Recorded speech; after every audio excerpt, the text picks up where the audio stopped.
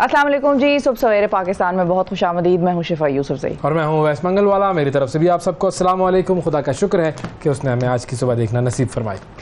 नाज़रीन, आज की सुबह जो है ना, आज मैं लेके आई हूँ आपके लिए इफेक्टिव कम्युनिकेशन का एक वाकया। अच्छा, और उस वाकये से आपको पता चलेगा कि इफेक्टिव होनी चाहिए कम्युनिकेशन, वरना प्रॉब्लम्स हो जाती हैं। मिसाल के तौर पे एक कॉल आई, ठीक है, एक शख्स को एक कॉल आई उसके फ्रेंड की, और उसने कहा, रात के 10 बजे थे, उसने कहा भाई क्या कर रहे हो, क्या हाल है, ये वो, तो यार कॉफी शॉफी पीते हैं, तो कॉफी शॉफी पी लेते हैं हम भाई। तो उसने कहा कि अच्छा अभी तो देर है 10 बजे। तो जिसको कॉल आई थी उसने पूछा कहाँ बैठे हो तुम लोग? तो उसने कहा यार हम तो यहाँ पे हैं, F10 में बैठे हैं, तो तंदूरी पे बैठे हैं, मतलब कोई जो उन्होंने नाम लिया कि हम यहाँ पर बैठे हैं F10 में, तो भाई इस तरह है, कॉफी का प्लान है तो बताओ। तो अब इस शख्स को जिसको कॉल आई थी, इसको लग रहा था कि वो मुझे बुला रहे हैं। हाँ। उल्टा वो खुद को अपने बारे में बता रहे थे कि भाई हम तुम्हारी तरफ आ जाते हैं कॉफी पीने। ठीक है, ठीक है। अब ये फैसला ना हो सका कि कौन किसकी तरफ जाएगा। हाँ, लेकिन वो बात यही कर रहा था कि हम तुम लोगों की तरफ आ जाते हैं। इन्होंने ये कहा कि भाई नहीं अभी देर है, तो अभी कॉफी रात को 10 बजे पियेंगे तो नींद कैसे आएगी यार, तो बस चलो फिर किसी दिन हो जाएगा। खैर फोन बंद कर दिया उसने। आगे से जिस शख्स ने खुद को खुद इनवाइट किया था वो भी जरा अजीब सा हो गया कि यार ये तो दोस्त ने मना ही कर दिया कि यार मेरे घर मत आओ। वो यही समझ रहा था कि मैंने उसको कहा यार हम तुम्हारी तरफ आ जाते हैं पीने, और ये समझ रहा था कि ये मुझे बुला रहे हैं अपनी तरफ। खैर बाहर आ लिए, बात खत्म हो गई। थोड़ी देर बाद ना घर वालों ने कहा कि भाई आप चले जाएं, क्यों आप नहीं जा रहे? तो उन्होंने कहा यार देर है, अभी मैं पहुंचूंगा, वो उठ जाएंगे। हमने कहा फोन करके पूछ ले उनसे, उनको बता दें भाई आप जा रहे हैं, तो जब तक मैं पहुंचूंगा तुम लोग बैठे हो उधर। खैर इन्होंने दोबारा फोन किया। अब इस दफा उनको वापस फोन किया। उन्होंने कहा हाँ भाई तुम लोग वहीं बैठे हो जहाँ का तुमने मुझे बताया? उसने कहा हाँ भाई हम वहीं बैठे हैं। तो उसने कहा अच्छा चलो मैं निकलता हूँ, मैं आता हूँ, तो तुम लोग उठ तो नहीं जाओगे जब तक मैं पहुंचूंगा? उन्होंने कहा नहीं आप क्यों आ रहे हैं? फिर मामला जरा क्लैरिटी की तरफ गया। फिर उन्होंने कहा कि नहीं आप क्यों आ रहे हैं? तो हम आ जाते, हम आने का कह रहे थे, हम तो यहाँ से खा पी के बस उठ ही रहे हैं, तो हमने निकलना ही था, तो हमने सोचा हम आपकी तरफ से होते हुए जाएंगे। तो फिर बात को क्लैरिफाई किया गया और पता चला कि भाई वो शख्स वही कह रहा था जो बाद में भी उसने कहा कि भाई हम तो यहाँ से उठ रहे थे, क्योंकि इसने पूछा कि भाई आप कहाँ बैठे हैं, तो उसने बताया कि हम यहाँ बैठे हैं। वो बुला नहीं रहा था, वो बेसिकली ये कह रहा था कि हम यहाँ से। साबित ही हुआ कि कम्युनिकेशन गैप जो है वो तब फील होता है जब आप गौर से अगले की बात सुने और अगला भी गौर से और क्लियर अल्फाज में बताए।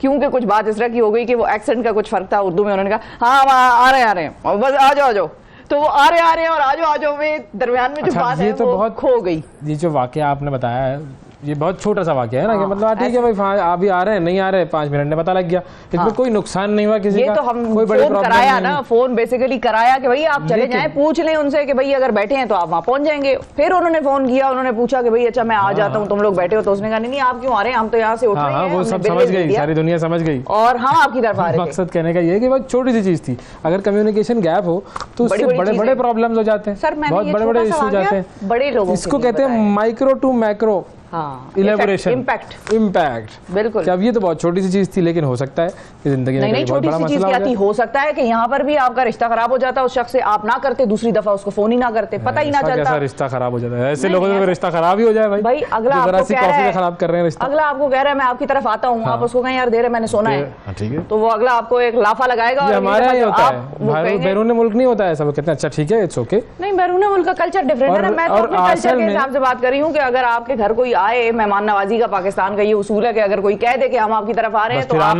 सब छोड़ छाड़ के नौकरी छोड़ देते हैं आप, लेकिन आप उसके साथ बैठेंगे जब तक आप उसको एंटरटेन नहीं करेंगे। रिलीजन का उसूल क्या है कि हुजूर सल्लल्लाहु अलैहि वसल्लम ने फरमाया कि भाई जब आप किसी की तरफ जाएं तो 3 दफ़ा उसके दरवाजे पर दस्तक देंगे, अगर वो दरवाज़ा नहीं खोलता तो आप सुकून से वापस आ जाएं, कोई मसला नहीं है, ये उसका घर है, उसकी प्राइवेट स्पेस है, तो आप कहीं जा रहे हैं लेकिन उससे रिश्ता ख़राब ना कर लें। मकसद ये है कहने का कि अगर मैं तो वो बात ही नहीं कर रही, मैं तो कह रही हूँ कि अगले ने चूंकि ये कह दिया मुंह से कि यार देर है मैंने सोना है, तो आपने मना कर दिया अगले को। बेसिकली उसको तो यही लगा कि वो आपने मना कर दिया यार इतने पुराने दोस्त को, तो आपने कैसे मना कर दिया? वो आगे एक मेहमान के साथ बैठा था जो उसको आपके घर लाना चाह रहा था और मिलवाना चाह रहा था आपसे।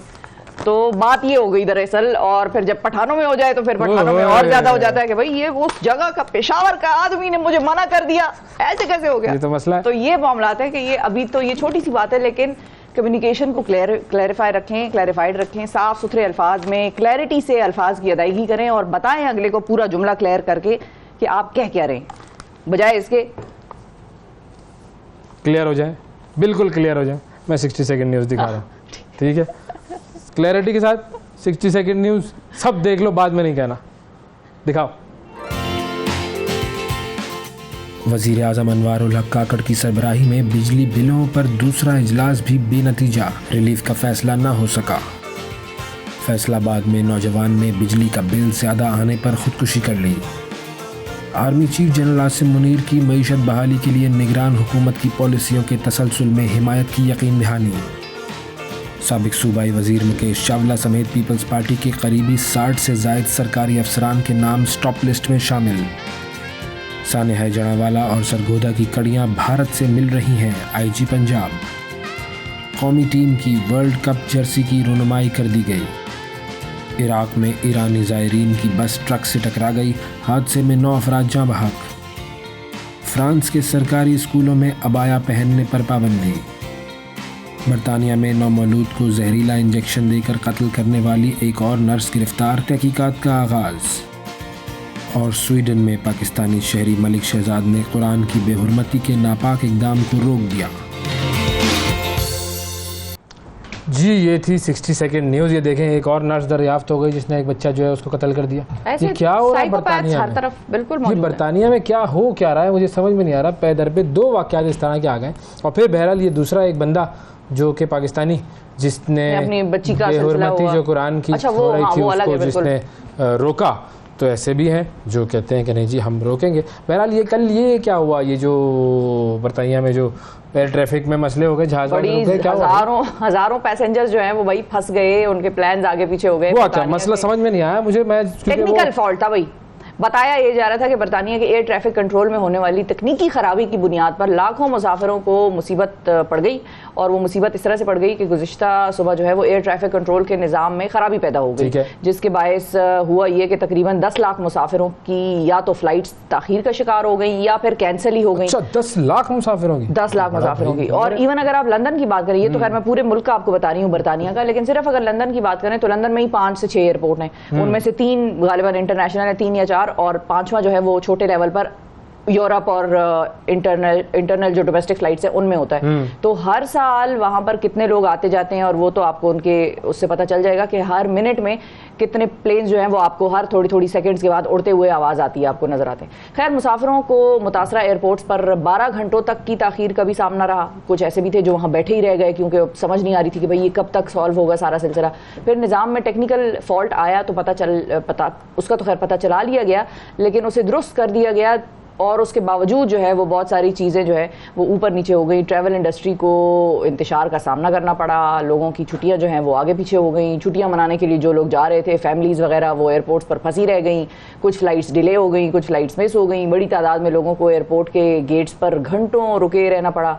फिर वो भी इस आलम में थे कि भाई उनके साथ बच्चे भी मौजूद हैं, वो भी तंग कर रहे हैं उनको। और आगे ये नहीं पता चल रहा कर रहे हैं ये लोग क्या हो गया। 10-12 घंटे से क्या होता है? नहीं, 10-12 घंटे तो वो हैं जो एयरपोर्ट में एंटर हो गए थे। हाँ। कुछ तो वो होंगे जाहिर है जिनकी फ्लाइट ने आना था, जिन्होंने अभी एयरपोर्ट जाना था, या तो वो भी 10-12 घंटे इंतजार किया होगा। क्या है, आप हमारे पास आओ कभी रेलवे स्टेशन। लाखों पैसेंजर्स की बात है, हमारे यहाँ रोज होता है ये, इसमें क्या है? हमारे यहाँ सैकड़ों होते होंगे। फिर पैसेंजर्स का तादाद का फर्क है। क्या है, छोटी छोटी बातें, ये टेक्निकल हो गया, ये हो गया। नहीं, डिलेज वहां पर भी होते हैं। दुबई में इवन बिल्कुल दुबई में 2.5 घंटे हमारी एक फ्लाइट ऐसी थी जो रनवे पर खड़ी रही क्योंकि जहाज का दरवाजा नहीं बंद हो रहा था। अच्छा। तो 2.5 घंटे वहां पर भी डिलेज होते हैं। हर चीज हर जगह ही होती है, लेकिन ये है कि कुंडी खराब हो गई होगी। फिर उसने चलाया भी नहीं, वो भी अच्छा था पायलट, वरना तो खुले दरवाजे के साथ उड़ा देता। लेकिन उसने कहा यार अब लोग बैठे हैं। ऐसा कौन सा पायलट है जो खुले दरवाजे के साथ उड़ा देता है भाई? नहीं, उड़ा देता, उड़ाया तो जा सकता था अगर अच्छा होता तो। बिल्कुल उसने वेट किया। खैर बहरहाल फिर वो सवारियां उड़ रही होती इधर उधर, एक सवारी उधर उड़ गई, एक सवारी उधर उड़ गई, कोई कहीं गिरा कोई कहीं गिरा, ये होता भाई। ऐसा ही है। नहीं खैर उसने वेट किया, उसने इंजीनियर्स को बुलवाया, उन्होंने आके देखा। बेहतरीन काम, वो खुद भी उड़ चुका होता कहीं ना कहीं। हाँ, बाकायदा तौर पे उन्होंने मेक श्योर किया कि भाई ये जहाज उड़ सकता है, बंद होगा दरवाजा प्रॉपरली, रास्ते में हवा में तो नहीं खुल जाएगा। क्योंकि हमने उन दिनों में ये खबर भी एक देखी थी कि जहाज का दरवाजा हवा में खुल गया। नहीं, वो एक और एक खातून ने खोल भी दिया था। बिल्कुल, ये भी था। तो खैर बहरहाल ये इस किस्म के डिलेज होते रहते हैं, लेकिन ये है कि वहाँ पर मैग्नीट्यूड बहुत ज़्यादा है, बहुत ही बड़े, मतलब लाखों पैसेंजर्स इज समथिंग ह्यूज। कोई बात नहीं, होता है, थोड़ा एक्सपीरियंस करो भाई, कोई मसला नहीं है। अच्छा, असल जो खबर है वो एक और ख़बर आई है फ्रांस से। और फ्रांस हम सब जानते हैं कि मुसलमानों की तादाद वहाँ पर बहुत ज़्यादा है, और इसी मुल्क में मुसलमानों के साथ और जो कुछ हो रहा है वो मैं आपको बता दूँ। अब फ्रांसीसी हुकूमत ने ऐलान किया है कि अगले तालीमी साल से स्कूलों में अबाया नहीं पहना जा सकता। अबाया पहनने पर भी पाबंदी आयद कर दी गई है। वहाँ के जो वज़ीर तालीम है गैब्रियल अताल, उन्होंने यह ऐलान किया और उन्होंने जवाज़ ये पेश किया कि जब बच्चे तालीम हासिल करने जाएँ तो उनके लिबास से उनके मज़हब की शनाख्त नहीं होनी चाहिए। यह है भाई फ्रीडम, बेहतरीन ज़बरदस्त किस्म का। हुकूमती ऐलान पर अपोजिशन की कई जमातों ने तनकीद भी की है और बेसिकली उन्होंने कहा है कि भाई हम अगर एक सेकुलर सोसाइटी है तो ऐसा नहीं होना चाहिए, यहाँ पर हर शख्स को आज़ादी होनी चाहिए। पहले इन्होंने हिजाब पे पाबंदी लगाई थी या नकाब पे, नकाब पे तो खैर है ही ना, उससे पहले उसके बाद फिर हिजाब पे पाबंदी लगी थी, फिर उसके बाद यहाँ पर जो बेसिकली रिलीजियस सिम्बल्स थे उनके ऊपर पाबंदी थी कि कोई जो है वो क्रॉस नहीं पहन सकता या कुछ इस तरह की चीज़ें भी हैं। और अब उन्होंने ये एक स्टेप आगे बढ़ दिया है और मैं हमेशा यही कहता हूँ कि कपड़े उतारने पर कोई पाबंदी नहीं है, कपड़े पहनने पर सारी पाबंदियाँ हैं। ये दुनिया जिस तरफ जा रही है वो बड़ा ख़तरनाक मामला है। मुझे समझ में नहीं आ रहा कि क्या होगा, किस तरीके से लोग ज़िंदा रहेंगे कि जब कानूनी तौर पर लोगों को ये काम करने के लिए कहा जाए जो कि उनकी अक़दार, उनके मज़हब और उनकी तमाम जो वैल्यूज़ हैं उनके ख़िलाफ़ जा रहा है। इंतहा है ये बेहूदगी की और कुछ नहीं है। बिल्कुल सही है, ऐसे ही है। सही है, बिल्कुल सही है। आप कहें हाँ वैस ठीक कह रहे हो, शाबाश वैस शाबाश। देख रही हूँ मैं हालात वाक़यात। मुझे तो कहें कि भाई वैस वाह वाह, एक तरफ फ्रांस है, एक तरफ अफगानिस्तान है, बस ऐसे ही चल रहा है। तो अलग सीधा सिलसिला है, हर चीज में ऐसे ही है। जो गलत है वो हर जगह गलत होगा। जो सोसाइटीज लोगों को इस चीज का फ्रीडम नहीं ना देती कि वो अपनी मर्जी से कुछ चीजें तो है ना, सोसाइटल वो तो नॉर्म्स हैं, वो तय हो जाते हैं, वो आपको कानून बनाकर करने की भी जरूरत नहीं पड़ती। कपड़ों में ही लोग ज्यादातर बाहर निकलते हैं ना। बहुत शाज़ो नादिर ही आप देखेंगे कि मतलब फ्रांस के ये जो नूड बीचेज हैं या वो इस किस्म की जगह हैं वो तो ठीक है, लेकिन ये है कि इंग्लैंड में आपको कोई ऐसा नजर नहीं आएगा जो बगैर कपड़ों के हो। ये उनका नॉर्म है, ठीक है। उनकी सोसाइटी में बहुत सारी फ्रीडम्स हैं। कानून बनाते हैं वो मिसाल के तौर पर कल को कि भाई फलाने कपड़े आप पहन सकते हैं और फलाने नहीं पहन सकते, वो नहीं करेंगे ना। क्यों नहीं? मैं यही कह रही हूँ कुछ भी कर सकती है। ये कुछ सोसाइटीज है जो 500 साल तक वो नहीं करेंगे। नहीं, वहाँ पर सैनिटीज प्रिवेल करती है। फ्रांस के बारे में मैं ये बात नहीं कह सकती, जाते हुए थोड़ी देर लगती है किसी की। फ्रांस के बारे में मैं ये चीज़ नहीं कह सकती। जो फ्रांस के हालात हैं उस सोसाइटी के या उस जो भी उनका एक तरीक़ाकार है, जिस तरह से वो ऑपरेट कर रहे हैं, रूल कर रहे हैं लोगों को, फ्रांस के बारे में ये मैं नहीं कह सकती। मैं मोदी सरकार के बारे में ये नहीं कह सकती कि वो कल को इस किस्म का कोई एब्सर्ड किस्म का बिल ला के पेश कर दे और वो कहे कि भाई आज से ये कानून हो गया। लेकिन बहरहाल कुछ सोसाइटल नॉर्म्स होते हैं और फिर कुछ जगहों पर आपको जाहिर है कुछ चीज़ें लागू करनी होती हैं, उसके लिए कानून साजी होती है, उसके लिए आपको बहुत सारी चीज़ें हैं जो कि कानून। अच्छा, बहुत से लोग ये कहते हैं कि किसी चीज़ पर अगर कानून बन जाए, मिसाल के तौर पर मीडिया फ्रीडम की भी बात होती है ना, भाई मीडिया फ्रीडम, भाई कानून क्यों ला रही है हुकूमत, कानून क्यों ला रही है, हमारे फ्रीडम कर्ब कर रही है। फ्रीडम का मतलब और कानून साजी का मतलब ये नहीं है कि आपका फ्रीडम, मिसाल के तौर पे गाड़ी चलाते हैं आप सड़कों पे, लाल बत्ती है ना, फॉलो करते हैं, और ये कानून है कि आपने लाल बत्ती पे रुकना है। इसका ये मतलब नहीं है कि आप अपने फ्रीडम को कर्व कर रहे हैं, आप उस मैकेनिज्म को, उस ट्रैफिक को स्मूथली पास होने का वो दे रहे हैं। तो बेसिकली हर कानून साजी का मतलब ये नहीं है कि आप पे पाबंदियां लग गई हैं, यहाँ पे भी फ्रीडम के उस पर बड़ा शोर मचा देते हैं। हाँ, इसका है बिल्कुल, ये तो एक अलग ही सिनेरियो ना। मैं वैसे बात कर रही हूँ कि कुछ चीज़ें माशरे में कानून के तहत होती हैं, कुछ चीज़ें माशरे में अंडरस्टैंडिंग के तहत होती हैं और कुछ चीज़ें माशरे में बगैर किसी चीज़ के होती हैं। जिस तरह से कि ये बगैर किसी लॉजिक के इंडिया में आपको बहुत सारी चीजें नजर आएंगी। वो बच्चे को उन्होंने टीचर्स ने स्कूल में कहते हैं उर्दू में, इसके लिए बड़ा जबरदस्त लफ्ज है, वो क्या, जहालत बिल्कुल, जोहला जब आ जाते हैं, और क्या, इसके लिए और कोई लफ्ज नहीं है। अरे लीबिया में क्या हुआ ये बताऊं मैं आपको, लीबिया का बताता हूं भाई। लीबिया की वजीर खारजा है, उनका नाम है नजला मनकूश। ओके, क्या नाम है? नजला मनकूश। हाँ, मोटे काफ से, दो नुक्तों वाला नजला मनकूश। वो अपने इस्राएली हम मनसब से उन्होंने मुलाकात की और उसकी वजह से बड़ी मुसीबत पड़ गई है उनको भाई। मुलाकात की जैसे ही खबर आई तो राबलस में मुजाहरे शुरू हो गए, वो बाद में दीगर शहरों तक फैल गए वो मुजाहरे, क्योंकि लिबिया ने तस्लीम नहीं किया इसराइल को। ठीक है, तो ये बंदी जो है वो मिली है, तो उन्होंने कहा ये क्या बात हुई भाई, आप वजीर खारजा है हमारे मुल्क की और आप जाकर मिल रही हैं एक ऐसे शख्स से जो कि आपका हम मनसब है, लेकिन किसी उस मुल्क ने नहीं रिकॉग्नाइज किया है, तो क्या आपको मौत पड़ गई थी वहां पर भाई? इनको नहीं पता था खातून को। तो कभी कभी हमारे यहाँ पे भी तो कुछ है ना, ऐसे होते हैं, हमारे यहाँ पे भी कुछ है जिनको पता है, सब है लेकिन करना है। वो भाई टायर वायर चला दिए लोगों ने, आगे लगा दी, कई नौजवान फ़लस्तीन का परचम उठाकर आ गए सड़कों पर, बड़े हंगामे हो गए वहाँ पर। और फिर वो वज़ीर आज़म जो है अब्दुल हमीद दबीबा, उन्होंने नजला मनकूश को उनके ओहदे से हटा दिया। उन्होंने कहा कि ये वज़ीर ख़ारिजा को उनके ओहदे से हम आर्जी तौर पर अभी मुअत्तल कर रहे हैं और वज़ीर इंसाफ की सरबराही में एक कमीशन कायम किया गया है और वो इस मामले की तहकीकात करेगा। लेकिन नजला मनकूश बेचारी का अकेली बेचारी कहाँ से? आपने अकेली किया का तो थोड़ी तो- प्रॉब्लम है। आपका तो सारा विजिट प्लान होता है, आपने किससे मिलना है, किससे नहीं मिलना, कैसे करना है, कैसे नहीं करना है, ये तो पीछे से पूरी ब्यूरोक्रेसी आपके साथ चल रही है। सारे दफ्तर को उठाओ, घर भेजो, छुट्टी करो। नाजरीन, लीबिया की सदर और क्या, ये थोड़ी एक औरत खातून की बेचारी का मसला आ गया। भाई जुर्म करने वाला पहले तो उसी को, फिर अभी वो इंक्वायरी कमेटी है ना, वो फैसला बैठेंगे कि करेगी, क्या होगा, कैसे बताएगी हुआ कि ये। क्या मसला है, क्या होगा। आप बड़े जल्दी ना करें। अभी मुजाहरे हुए, एक बंदे को मुअत्तल किया है, ओएसडी बना दिया है उनको। OSD जी सही बात है, OSD बना दिया है, जी। लेकिन यहाँ पर आपको OSD बड़ी जल्दी है, वो करेंगे तहकीकात और पक्का काम करते हैं वो लोग। वैसे तो एक बड़े वाइज आदमी ने कहा था, मुझे नाम उसका भूल गया, लेकिन उसने कहा OS था मंगल वाला? नहीं, उसने कहा था कि जब कुछ ना करना हो तो कमेटियां बना दो, व्हेन यू डोंट हाँ। फील लाइक डूइंग एनीथिंग ये यहाँ के लिए formulate कहा the था उसने, committee। यहाँ के लिए अच्छा, कहा था हमारे यहाँ पे कि भाई कमेटी जो है वो basically it's a group of people who collectively decide that nothing can be done and individually they also can not do anything. तो बस ऐसे तो ही ये होता है। सही बात है, बिल्कुल उसने सही किया है, ऐसे ही था।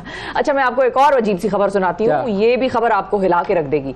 अमेरिकी रियासत है फ्लोरिडा, उसमें एक शख्स ने अपने हमसाये के दरवाजे पर जहरीली दवा जो है वो इंजेक्ट कर दी है। हाँ, ये ऐसे भी होते हैं। एक मिनट, हाँ आपने कहा हिला के रख दिया, मैं हिल गया जरा। अब बताएं। अरे सुबह क्या खाया था आपने? नाजरीन, ये हमारे साथ होता है, ये हम दोनों के साथ चलता रहता है। ये कभी वो कुछ ऐसी चीज खा के आ जाते हैं और मैं भी अक्सर ही खा के आ जाती हूँ। तो खैर अवैस को हिला के रख दिया है इस बात में, लेकिन आपको भी नाजरीन अगर अभी तक नहीं हिलाया तो मैं आपको हिल ले मज़ीद थोड़ा सा ऐसी खबरें देती हूँ। अच्छा, हुआ क्या? बताएं, हुआ ये बताएं। कि उसने अपनी Seriously? हमसाये के दरवाजे पर जहरीली कोई दवा थी वो इंजेक्ट कर दी, जिसकी वजह से घर वालों की तबीयत अच्छी खासी खराब हो गई और फायर रेस्क्यू को उनको कॉल करनी पड़ गई। फिर वो जहरीली दवा के सुराग नहीं लगा सके, उनको समझ नहीं आई कि भाई ये क्या हुआ, बस तबीयत खराब हो गई। उन्होंने तो पता कॉल कैसे चला की, फिर? आखिरकार घर पर लगे सीसीटीवी कैमरे ने सारा पोल जो है वो खोला और कैमरे में देखा जा सकता है, अब ये जो फुटेज हम आपको दिखा रहे हैं इसमें देखा जा सकता है कि जूमिंग ली नामी एक शख्स है, उसने अपने हमसाये उमर अब्दुल्ला के घर के दरवाजे पर जो है वो जहरीली दवाई इंजेक्ट कर रहा था वो, और जूमिंग ली जो है उसको पुलिस ने गिरफ्तार तो कर लिया। बहरहाल उमर अब्दुल्ला साहब जो है, उनकी अहलिया और बच्चे जो हैं वो तीनों जिसको हम कहते हैं कि गैर इरादी तौर पर 1 माह तक जहरीली दवा से मुतासिर होते रहे हैं। और ये एक दिन का काम नहीं था, ये लगातार काफी टाइम तक चलता रहा और उनकी तबीयत बिगड़ती रही, संभलती रही। फिर इस तरह का मामला हुआ जिसकी वजह से उन्हें सांस में तंगी के साथ साथ जिल्द और आंखों में जलन का जो एक प्रॉब्लम था वो शुरू हो गया। तो ये फिर सारा कर रहा था, ये सारी कार्रवाई ये कर रहा था जो भी शख्स। था ये जूमिंग। अजीब इनका भी कोई हो जाता है, कभी कभी पैदल हो जाते हैं, उर्दू बिल्कुल लफ्ज जुहला न- जाहिल। देखिए उर्दू ग्रामर ने उर्दू में अलग अलग लफ्ज, वो था जहालत, हाँ, ये क्या ये है खबासत। सही बात, ठीक है, ये सही, हर एक बिल्कुल। अलग अलग कैटेगरीज हाँ, होती है। बिल्कुल ऐसा ही है। ये शरारत नहीं है, ये शरारत नहीं, शरारत नहीं, शरारत नहीं है, सीरियस ये है। खबासत है।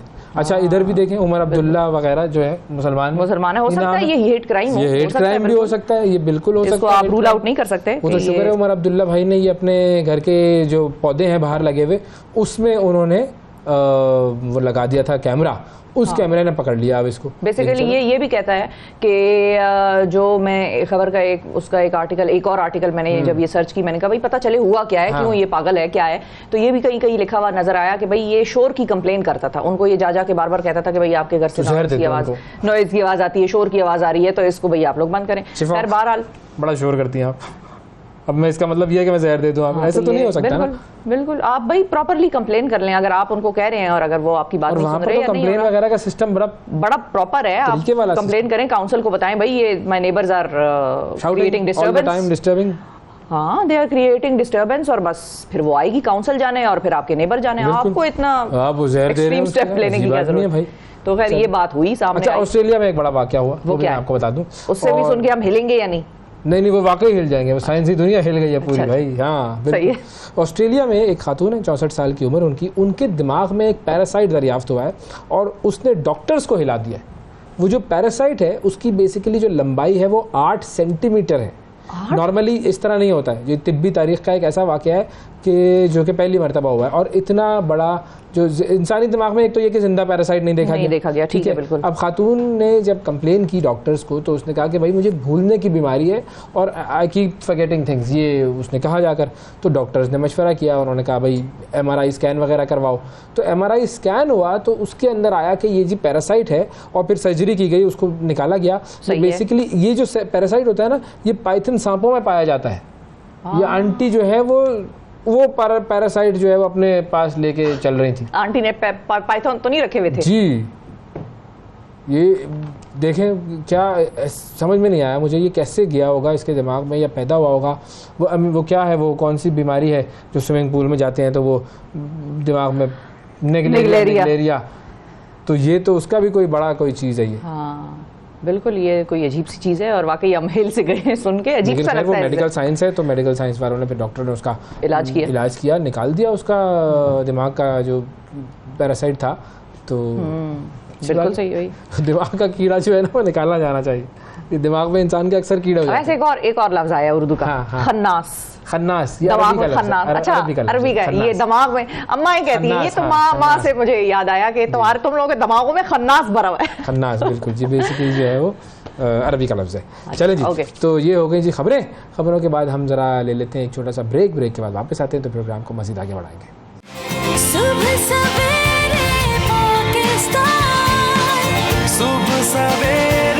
पाकिस्तान, सुबह सवेरे पाकिस्तान। वेलकम बैक जी, वेलकम बैक। अब कुछ आपकी मुलाकात कराते हैं आज के बड़े खास मेहमान से। और खास मेहमान ऐसा है कि जिसने भी 90s में म्यूजिक सुना है और देखा है म्यूजिक वीडियोस को तो वो तो फौरन पहचान भी जाते हैं। टेलीविजन स्क्रीन पर जो रिमोट होता है वो हटा के रख देगा क्योंकि वो देख लेगा कि भाई ये है भाई जबरदस्त। बिल्कुल, बड़े मशहूर गाने इनके, मशहूर नगमे। पाकिस्तान के लिए भी इन्होंने बड़ा काम किया, पाकिस्तान के लिए बड़े मिली नगमे गाए और इनके नगमे जो है वो बड़े मकबूल भी हो जाते थे। इनके साथ उस वक्त हुआ करता था एक और पार्टनर, और उस पार्टनर के साथ बिल्कुल, लेकिन उन दोनों ने फिर अलग अलग भी जाहिर है अपना मौसीकी का करियर जारी रखा। और इनको ये बेसिकली ऐसे लोग हैं कि टैलेंट का पावर हाउस जिसको आप कहें, ये वो हैं। कराची में पैदा हुए थे और गुलकारी का तो इनके अंदर कुदरती टैलेंट मौजूद था और गुलकारी के साथ साथ वो म्यूज़िक कंपोज़र भी हैं, म्यूज़िक प्रोड्यूसर भी हैं और बड़ा नई नस्ल उनको पसंद करती थी जब 90s में ये लोग आए थे। और इनके ग्रुप का नाम था आवाज़ बैंड था ये। बिल्कुल। और फिर उन्होंने आगाज़ किया, आगे बढ़ते गए, कई एल्बम रिलीज़ हुए, बड़ी मकबूलियत इन्होंने हासिल की और इंजीनियरिंग करने के बाद ये बेसिकली गुलकारी के शोबे में आए थे। और वो अक्सर कहते ही हैं कि एक इंजीनियर की सीट उन्होंने ज़ाया की। बहुत सारे, अच्छा हमारी म्यूजिक इंडस्ट्री में इंजीनियर्स का बड़ा अमल दखल है। मिसाल के तौर पे जवाद अहमद इंजीनियर, जुनैद जमशेद साहब, अहमद भी डॉक्टर, कुछ सलमान अहमद तो डॉक्टर है, जुनैद जमशेद इंजीनियर। अच्छा फिर ये फाखिर बिल्कुल इंजीनियर। हम नाज़रीन रिवील नहीं करना चाह रहे थे लेकिन जाहिर है मैं आपको तो पता ही है, से मैं इधर उधर फिर रहा था लेकिन नहीं भाई नहीं, पता नहीं। खैर 14 अगस्त को फाखिर साहब को सितारा इम्तियाज देने का भी ऐलान किया गया है और आज हमारे मेहमान हैं फाखिर साहब, उनसे बात करते हैं। अस्सलाम वालेकुम। वालेकुम अस्सलाम जी, आई एम वेरी वेल। आप कैसे हैं अवैस एंड शफा? बिल्कुल ठीक है जी, अल्लाह का शुक्र है। अच्छा, अब सबसे पहले चूंकि हम वो इंजीनियरिंग वाली बात कर रहे थे तो आपने इंजीनियरिंग की डिग्री ली लेकिन इंजीनियर बने नहीं, तो इंजीनियरिंग में क्यों गए थे भाई, वजह क्या थी और उसमें काम ना करने का सबब क्या था? यार इलेक्ट्रिकल इंजीनियरिंग करने की वजह ये थी वालिदैन, क्योंकि सोसाइटल प्रेशर्स उस ज़माने में ये थे, अब भी शायद हों, कि बच्चे को डॉक्टर या इंजीनियर बनाना है, कोई बाइज़्ज़त पेशा जिसको हम बिल्कुल। हालांकि सारे पेशे बाइज़्ज़त हैं, सारे वोकेशन, सारे डिसिप्लिन्स, कोई भी आप मौज का कोई भी ज़रिया हो, नॉर्मली वो जो कानूनी जो भी काम हो वो सही होता है, वो सब बाइज़्ज़त होते हैं। तो वजह ये थी सोसाइटल प्रेशर। डिग्री भी मैंने ली, ग्रेजुएट किया, सब कुछ किया, लेकिन फिर उसको परसू मैंने नहीं किया। और उसकी वजह ये थी कि कहते हैं कि घर वही होता है जहाँ पे आपका दिल होता है। तो मेरा जो दिल था वो म्यूज़िक की दुनिया में था, तो वहीं पे मैंने अपना घर बनाया और अनफॉर्चुनेटली मैंने इंजीनियरिंग को परसू नहीं किया। बस मैंने इंजीनियरिंग काउंसिल में जाके तो अपने आप को एनरोल करवा लिया था, बस उसी हद तक मैं रहा। ताकि बंदा एनरोल हो, कोई बाद में कोई जरूरत पड़े तो इंजीनियरिंग उसके काम आ जाए, पेरेंट्स के आगे जरा कवर भी होता है। आप म्यूजिक में आए क्योंकि वरना इतना जबरदस्त म्यूजिक कैसे क्रिएट होता फिर? हाँ बिल्कुल। अच्छा ये बताइए कि आपने गायकी की बाकायदा जो तरबियत है वो किसी से हासिल की है या खुद से ही सब कुछ आपने सीखा ओवर द ईयर्स? यार म्यूज़िक की मैंने कोई फॉर्मल ट्रेनिंग नहीं ली। हमारे स्कूल में पियानो की क्लास होती थी, पियानो टीचर होती थी, कुछ थोड़ा बहुत एक देसी वाली क्लास भी होती थी जिसमें सारे गामा वगैरह करवाते थे। लेकिन जो डेफिनेशन एक होती है ना, मैं उसके मुताबिक अताई हूँ। अताई कहते हैं जो कि फॉर्मल घराने से नहीं होता। सही है। मैं इस्लामाबाद में रहता था, वहीं पे पला बढ़ा और F7-1 में स्कूल रोड जिसको कहते थे पहले, वो भिटाई जी, रोड है, बिल्कुल। उसके अक्रॉस मेरे घर के सामने जना सुपरमार्केट थी, वहाँ पे एक दुकान थी बुक फेयर। उस बुक फेयर से मैं टीच योर सेल्फ बुक्स खरीदा करता था। Teach yourself chords, teach yourself keyboard, teach yourself वाह। Piano, teach yourself singing, teach yourself how to set up a studio. तो मैं वो किताबें बड़े शौक से मैं वो ख़रीदता था, पढ़ता था और फिर मैं खुद ही सेटअप करता था, क्योंकि ये ज़माने हैं जब ये इंटरनेट और यूट्यूब और हाँ, ये सब कुछ नहीं सच था अभी। उतना आम क्या था ही नहीं। तो those were the days, exploratory nature थी मेरी, क्यूरियोसिटी बहुत थी। तो टीचर सेल्फ बुक्स जो थे वो मेरे उस्ताद थे। हाँ, later in life very kindly मेरे लेट फ्रेंड जुनैद जमशेद, उनके एक उस्ताद थे, उस्ताद मुख्तार साहब, ही रिसेंटली पास्ट अवे। तो एक आध महीना वो मेरे पास तशरीफ़ लाते रहे और उन्होंने मुझे कुछ सिखाया। फिर मैंने किया क्या कि मैं चूँकि इतना ट्रैवल कर रहा होता था कि इतना रेगुलरली मैं वो अटेंड नहीं कर पाता था, तो मैंने उनकी जो भी वो सिखाते थे उसका एक निचोड़ मैंने कुछ कीबोर्ड के ऊपर, जिस तरह कहते हैं ना, runs, up and down runs और खरज, लो नोट्स की ये चीज़ें मैंने खुद प्ले करके तो अपनी हर डिवाइस में डाली, मेरे हर सेल फ़ोन में, हर जगह पे वो हैं। तो दिन के किसी भी टाइम प्रेफर्ड है कि निहारमू इन द मॉर्निंग, अदरवाइज अच्छा। दिन में किसी भी टाइम वो 11-12 मिनट की एक एक्सरसाइज है जिसको मैं रियाज बोलता हूँ, और वो मैं रोज़ करता हूँ। और मैं वो अपने फ्रेंड्स के साथ भी शेयर करता हूँ, बल्कि आप मेरे से भी जो शौकीन हों उनके साथ भी शेयर करूँगा। परहैप्स मुझे एक यूट्यूब चैनल बना के उस पर उसको अपलोड करना चाहिए। बिल्कुल करना ऐसा ही चाहिए, करना क्योंकि चाहिए, देखिए ना, जिस बिल्कुल। तरह आपने तो वो टीच योर सेल्फ वाली किताबों से सीख लिया सारा सिलसिला, लेकिन अब यूट्यूब है, मुख्तलिफ वीडियोस हैं, वेबसाइट्स हैं, लेकिन सीखने वाले कम हैं।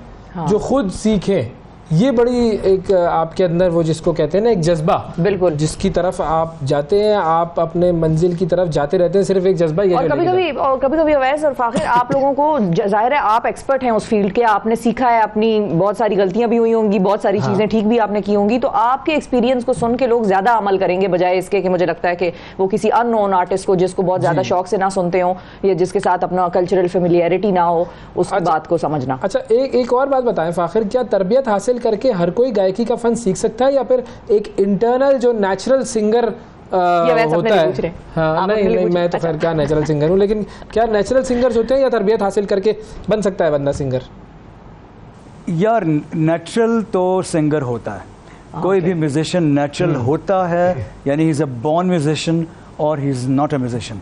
आप एक्वायर करने की कोशिश कर सकते हो, लेकिन जो एक टैलेंट लेके आप पैदा होते हो, सिंगिंग का हो, म्यूज़िक का हो, आर्ट का हो, स्कल्पटर का हो, क्रिकेट का हो, जो भी हो, कोई भी चीज़ आप उसको अपने स्किल को हॉर्न कर सकते हो, आप अपने स्किल को इम्प्रूव कर सकते हो, पॉलिश कर सकते हो, और वो तरबियत से होगा, ट्रेनिंग से होगा। तो ट्रेनिंग तो भले आप अताई हो मेरी तरह, या आप फॉर्मल घराने के हो, या कुछ भी हो, आप जितने मर्जी बड़े, आप माइकल जैक्सन हो, आपको ट्रेनिंग चाहिए। ट्रेनिंग ऐसी ही है जैसे एक क्रिकेटर नेट प्रैक्टिस जब तक नहीं करता तो वो क्रिकेट नहीं खेल सकता। और गला चूँकि एक मसल है, सिंगिंग की बात कर रहा हूँ, गला एक मसल है।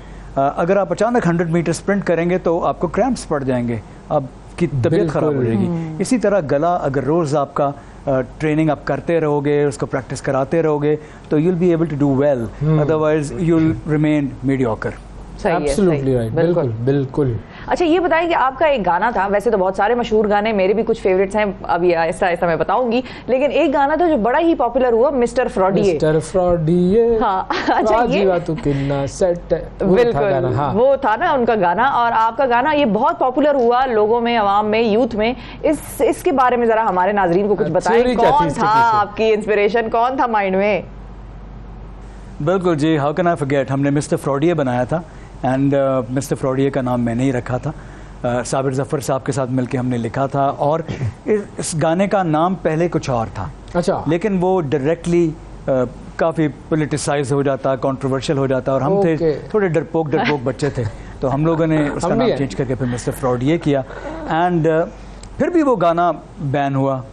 लेकिन उसके बाद गवर्नमेंट ने बैन किया, लेकिन गवर्नमेंट चली गई, वो फिर उसके बाद दोबारा से फिर वो अपने ज़माने का वो पहला सोशो पॉलिटिकल गाना था। उससे पहले जालिब साहब और फैज़, ये सब लोग तो लिखते रहे हैं, बिल्कुल, लेकिन गाने की हद तक पहला सोशो पॉलिटिकल गाना। बाकी सब गाने मेरे दोस्तों ने बड़े बड़े अच्छे गाने बनाए हैं, लेकिन ये मिस्टर फ्रॉडिये was the first of its kind and first in pop culture.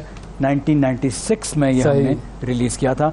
इसका ओरिजिनल नाम कोई और था, लेकिन फिर हमने अच्छा, घर के बारे में अब ये हम ओरिजिनल नाम और उसकी डिटेल नहीं पूछेंगे, लेकिन ये गाना आया था 1996 में। मैं वही देख रही हूँ तो कि हुकूमत में 96 कौन में था। आया था तो कौन सी हुकूमत थी, अब ये लोग खुद अंदाजा लगा लें क्या था क्या हुआ था, और इस तरह बहुत होता था उस वक्त। तो इसमें कोई आज भी उसी हुकूमत के लोगों से आप पूछेंगे ना कि क्या था, तो वो भी हंसेंगे कि हाँ ठीक है भाई, होता था ये, इस तरह से मुख्तलिफ चीज़ें होती थी। बेसिकली पीपल्स पार्टी और PMLN ये आपस में उस वक्त जो है वो चल रहा था, एक पलड़ा था, कभी एक कभी दूसरा, कभी एक कभी दूसरा, तो इस तरीके से ये चीज़ें होती रहती थी। अच्छा, दूसरे गानों की तरफ आते हैं। आपका अपना फेवरेट गाना कौन सा है आपके सारे जो हिट गाने हैं उसमें से?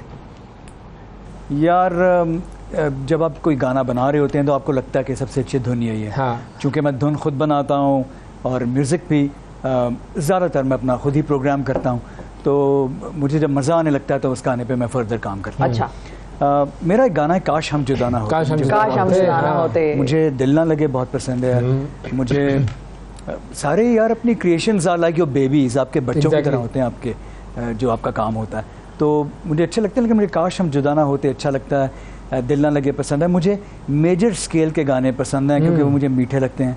मुझे राग पहाड़ी मुझे बहुत पसंद है, तो मुझे मिठास वाले melodic soothing predominantly major scale वाले गाने पसंद हैं। अगरचे मैं माइनर स्केल के गाने भी बहुत बनाए हैं, लेकिन मैंने एक और अक्सर हो गया मेरे से, लेकिन बाद में आई रियलाइज्ड कि मैं अक्सर मेजर स्केल में गाना शुरू करके तो अच्छा। लिंक के फिर बाद माइनर में आ जाते हैं। उसका जो कोरस आता है वो मैं माइनर स्केल में चला जाता था एंड वाइस वर्सा।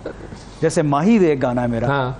तो उसको मैं माइनर स्केल में शुरू करता हूँ और फिर लिंक के बाद जब कोरस में जाता हूँ तो वो मेजर स्केल में चला जाता है। तो I did that a lot and later on I realise कि ये शायद कैचीनेस थी और गाना शायद उसकी वजह से भी कामयाब होता हो। खैर ये थोड़ी सी टेक्निकल बात है, I don't want to bore you with that. बिल्कुल सही है, हाँ बिल्कुल है Shifting बड़ी की है हाँ। अच्छा, आपको प्राइड ऑफ परफॉर्मेंस से भी नवाजा गया है और 14 अगस्त को सितारा इम्तियाज़ का भी ऐलान किया गया। तो जब ये ऐलान हुआ और जाहिर है पहले प्राइड ऑफ परफॉर्मेंस का मिलना, फिर अब सितारा इम्तियाज़ का मिलना, हाउ डज इट फील इस लेवल तक पहुंच जाना? जनाब, मैं भी उन सब पाकिस्तानियों में शामिल हूँ जो कि कहते हैं कि यार ये अवार्ड तो अपने लोगों को दे देते हैं, बंदर बांट होती है। लेकिन जो लोग मुझे जानते हैं वो ये भी जानते हैं कि मैं ना तो कोई सरकारी लोगों के कोई इवेंट्स करता हूँ, ना वो मुझे बुलाते हैं, ना मैं कभी जाता हूँ, और TCVC करना अपनी आदत है। क्या बात है। जब प्राइड ऑफ परफॉर्मेंस से मुझे मिला था तो मैं न्यूयॉर्क में था उस वक्त, और मुझे किसी ने कहा, उस ज़माने में व्हाट्सएप नहीं थी, तो मेरे रोमिंग वाले फ़ोन पे somebody texted me कि, लेकिन मुझे यकीन नहीं आया। 2 दिन बाद फिर कंफर्म हुआ कि हाँ जी मिल गया, तो I was very happy. That was 16-17 years ago। और अभी वही रिपीट हुआ जब मैं भी एक इवेंट करके आ रहा था मुल्तान से कराची। 14 को मैं दोपहर को पहुंच रहा था, तो जब मैं लैंड किया तो मुझे एक मेरे दोस्त का मैसेज आया एंड फिर मुझे तब भी यकीन नहीं आया। फिर से एक वो फोल्डर चल रहा था कि जिसमें नाम थे, तो आई वाज हैप्पी। तो फिर मुझे लगा कि ठीक है, जहाँ पे सिफारिश से चीज़ें होती होंगी, मंजूर नज़र लोगों को नवाजा जाता होगा, लेकिन वहीं पे रियासत में और इस मुल्क को चलाने वाले लोग जो हैं उनमें कोई ना कोई लोग हैं जो कि नज़र रखते हैं कि कौन डिज़र्व करता है और किसने ओवर पीरियड ऑफ टाइम काम किया है, और राइट टाइम के ऊपर वो उसको फिर ये ऑनर दे देते हैं। तो इसलिए इस बार दोबारा मेरा रियासत के ऊपर, पाकिस्तान की स्टेट के ऊपर फिर से मेरा एक वो क्या कहते हैं दोबारा ईमान, फेथ जो है वो रीस्ट्रेंथन हुई है कि लोग हैं जो इस मुल्क को चलाने वाले जो कि ख्याल रखते हैं। हाँ, it's always a mix of both things ना। बिल्कुल, कुछ लोगों को जाहिर है उस तरह से मिलता होगा जिस तरह से आपने निशानदेही की है। हमें मिलना है तो फिर ऐसा ही मिलना है ना, कोई सिफारिश होगी कुछ होगा, नहीं जरूरी थोड़ी है तो ऐसा ही मिल जाएगा, टैलेंट की बुनियाद पर तो ऐसा ही होगा सर, ऐसा ही होता है ये। बिल्कुल बिल्कुल। अच्छा, आपने सिंगिंग इतनी ज़्यादा की तो वो ज़्यादातर होता था कि सिंगर्स को एक्टिंग की भी ऑफ़र हो रही थी उस ज़माने में, तो आपको भी एक्टिंग की ऑफ़र हुई? यार एक्टिंग की बहुत बार ऑफ़र हुई है मुझे, लेकिन इस शक्ल के साथ अब क्या एक्टिंग करनी है। और अब तो यार जवानी में मैं भी कर लेते कुछ, लेकिन अब इस उम्र में इस उम्र में हाँ एक्टिंग की थोड़ी सी, I don't want to use the word, acting की थोड़ी सी अगर ठरक थी भी तो मैंने अपने म्यूज़िक वीडियोस के हवाले से पूरी कर दी, उसमें कोई ना कोई रोल कर लिया। लेकिन अब मैं कोशिश करता हूँ कि अगर मैं कोई म्यूज़िक वीडियो बनाऊँ, जो कि मैंने बड़े अरसे से बनाई कोई नहीं है, and very soon I will be embarking on a project, 2-3-4 videos अभी करूँगा क्योंकि म्यूज़िक बहुत सा जमा हुआ है। तो उसमें मैं कोशिश ये करता हूँ कि मैं सिर्फ थोड़ा बहुत लिप सिंक गाना गा लूँ और बाकी जो कैरेक्टर्स हैं उनमें से मैं कैरेक्टर का कोई रोल प्ले ना करूं, वो कोई ना कोई और ख़वातीन हज़रात मॉडल्स जो हैं वो करें एक्टिंग, मैं एक्टिंग ना करूं बस सिर्फ गा लूं। सही है, ठीक है। अच्छा, एक तो एक्टिंग का था, हालांकि हम आप सबसे सवाल पूछते हुए आई एम श्योर अवैस के माइंड में ये था कि अगर थोड़ा सा भी खुश शक्ल एक्टर वो हो सिंगर तो उसको ऑफर्स आती हैं। ये अवैस कहना चाह रहे थे, अवैस ने मेरा ख्याल है ये जुमला नहीं कहा, शक्ल तो अच्छे खासे हैं माशाल्लाह। हाँ, मैं वही कह रही हूँ कि अच्छे खासे खुश शक्ल, और फिर आपने आगे से उन दोनों ही बातों की खुद ही नफी कर दी कि भाई नहीं थोड़ी तो शक्ल हो, उम्र हो गई है, तो पता नहीं आप कौन से फेज में फाखिर साहब। अब come back to the reality. और प्लेबैक सिंगिंग के साथ मैं ये पूछना चाह रही थी कि कभी आप को मतलब कोई ऐसा हुआ कि गाना चाहेंगे, कौन ऐसा है जिसके लिए आप प्लेबैक सिंगिंग करना चाहेंगे, और नेशनल और इंटरनेशनल दोनों आर्टिस्ट का नाम जो है वो बताइए। यार प्लेबैक सिंगिंग मुझे एक बार ऑफर हुआ था एक गाना बहुत पहले अक्रॉस द बॉर्डर, लेकिन मैं यूएस का टूर कर रहा था तो वो मैं अपॉर्चुनिटी अवेल नहीं कर सका। करनी चाहिए थी, गाना भी वो काफ़ी मकबूल हुआ उसके बाद, लेकिन उसके अलावा मैंने कोई प्लेबैक सिंगिंग नहीं की है सच। और इसके बाद मैंने इसके ऊपर कभी सोचा भी नहीं है। मुझे कोई ख़ास शौक़ भी नहीं है प्लेबैक सिंगिंग का कि मेरी आवाज़ किसके ऊपर हो। हाँ, कुछ प्लेस के अंदर मेरी प्लेबैक सिंगिंग OSTs जिनको कहते हैं, ओरिजिनल साउंड ट्रैक, वो मैंने कुछ ड्रामों के काफ़ी गाने बनाए हैं, तो वो कुछ लोगों के ऊपर फिल्माए गए हैं पाकिस्तानी, तो वो अच्छा लगता है, कभी कभी अननेचुरल भी लगता है, लेकिन ठीक है, मे बी मेरी प्लेबैक सिंगिंग के लिए आवाज़ शायद इतनी सूटेबल ना हो, हु नोज़। सही, ठीक है, वो आपको लगता है तो कोई ऐसी बात नहीं है भाई। लेकिन ये कि अगर हम बात करें प्लेबैक सिंगिंग की, हमने कर ली एक्टिंग की, सिंगिंग की, सब कुछ कर ली, अगर बेगम को डेडिकेट करना हो आपने गाना, तो उसके लिए आप बस वो क्या गाना होगा जो आप अपनी बेगम को डेडिकेट करेंगे? जिया ना जाए वाह वाह वाह, तेरा बन साथिया, यादों में तू है रात दिन साथिया, लेकिन जो आपके साथ हो उसके लिए ऐसा गाना तो नहीं गाएंगे ना, उसके लिए कुछ और गाएंगे। सही, क्या बात है। अच्छा, साथ ही मतलब साथ की अगर हम बात करें तो हारून और आपकी जो जोड़ी थी वो उसको जुदा हुए तो काफ़ी टाइम हो गया, लेकिन ये है कि बड़ा पॉपुलर हुई वो जोड़ी और लोगों ने आप दोनों को बड़ा साथ भी बहुत पसंद किया और फिर अलग अलग भी बहुत पसंद किया। मतलब वो जो एक फ़ैन फॉलोइंग थी वो बैंड की भी थी और फिर इंडिविजुअल सतह पे भी थी, उनके बारे में क्या कहना चाहेंगे आप? एक तो मैं ये कह सकता हूँ कि काश हम जुदा ना होते, कभी अलविदा ना कहते। यार हर उरूज को ज़वाल है और जो चीज़ ऊपर जाती है उसको नीचे तो आना है। ग्रेविटी भी यही कहती है, ग्रेविटी के लॉ भी ये कहते हैं। बड़ा अच्छा टाइम हमने गुजारा, हमने म्यूज़िक इकट्ठे शुरू किया, एक दूसरे से बहुत कुछ सीखा, मैंने हारून से बहुत कुछ सीखा। ही is a wonderful human being, a wonderful artist, an excellent performer, और I'm sure he also may have learned a few things from me. तो बड़ा अच्छा टाइम गुजरा और अक्सर लोग हमें रियूनियन के लिए काफ़ी इसरार करते रहते हैं। अगर कभी मौका आया और अगर बहुत देर ना हो गई हुई तो हो सकता है कि कभी हम कुछ शोज़ के लिए या किसी प्रोजेक्ट के लिए इकट्ठे हों दोबारा, लेकिन यादें बहुत अच्छी हैं। I am very fond of Haroon and मेरा एक बहुत अच्छा और पुराना और बहुत प्यारा दोस्त है। ज़बरदस्त, वाकई हम सब भी फॉन्ड हैं उनके, और आप दोनों ने साथ जो जादू जगाया है, हम चाहेंगे वो बड़े बड़े बैंड्स के रीयूनियन होते हैं ना, बैंड के रीयूनियन चाहिए। और ए जवां तो मेरा इन दोनों का जो इकट्ठा जो सॉन्ग था उसमें ये ए जवां फेवरेट है। बिल्कुल। अच्छा, जो बात हम शुरू में कर रहे थे कि आपने कहा कि भाई आपके पेरेंट्स के एक वो पेरेंट्स की चाहत की वजह से आप इंजीनियरिंग की तरफ आए, तो पाकिस्तान में वालिदैन बच्चों को सिंगिंग की तरफ आने से तो रोकते हैं, तो ऐसे वालिदैन को क्या आप मैसेज देंगे और यूथ जो है उसको क्या कहेंगे? मैं यूथ के पेरेंट्स से मुखातिब हूँ कि मैं एक इलेक्ट्रिकल इंजीनियर हूँ। मेरा भाई जो है वो ऑनकोलॉजिस्ट है, डॉक्टर है, वो नॉर्थ अमेरिका में है, और हम सारे ही we come from a regular Pakistani family जहाँ पे ये म्यूज़िक शोबिज़ वगैरह का कोई इतना कोई बैकग्राउंड नहीं था। लेकिन फिर भी मैंने स्टैंड लिया, मुझे अच्छा लगता था ये करना, एंड डिग्री के बाद फिर मुझे खुली छुट्टी मिल गई। तो यूथ के लिए ये है कि आप अपनी पढ़ाई ज़रूर मुकम्मल करें, अपनी हॉबी को हॉबी के तौर पे ट्रीट करें और फिर किस्मत जहाँ पे ले जाए। और पेरेंट्स से मेरा ये इल्तमास है कि ज़माने चेंज हो गए हैं, दुनिया खुल गई है, आर्टिफिशियल इंटेलिजेंस का अब दौर आ गया है, इसमें रिपीटेटिव जॉब्स जो हैं वैसे ही उन्होंने ख़त्म हो जाना है। बिल्कुल। तो बच्चा आपका अगर एक्सेल करता है आर्ट में, क्योंकि आर्ट के बगैर दुनिया मुकम्मल नहीं है, आर्ट के बगैर दुनिया एक जंगल है। अगर आर्ट, म्यूज़िक, कल्चर ये चीज़ें नहीं होंगी तो दुनिया इनकम्प्लीट रहेगी, दुनिया गंवार रहेगी, जाहिल रहेगी।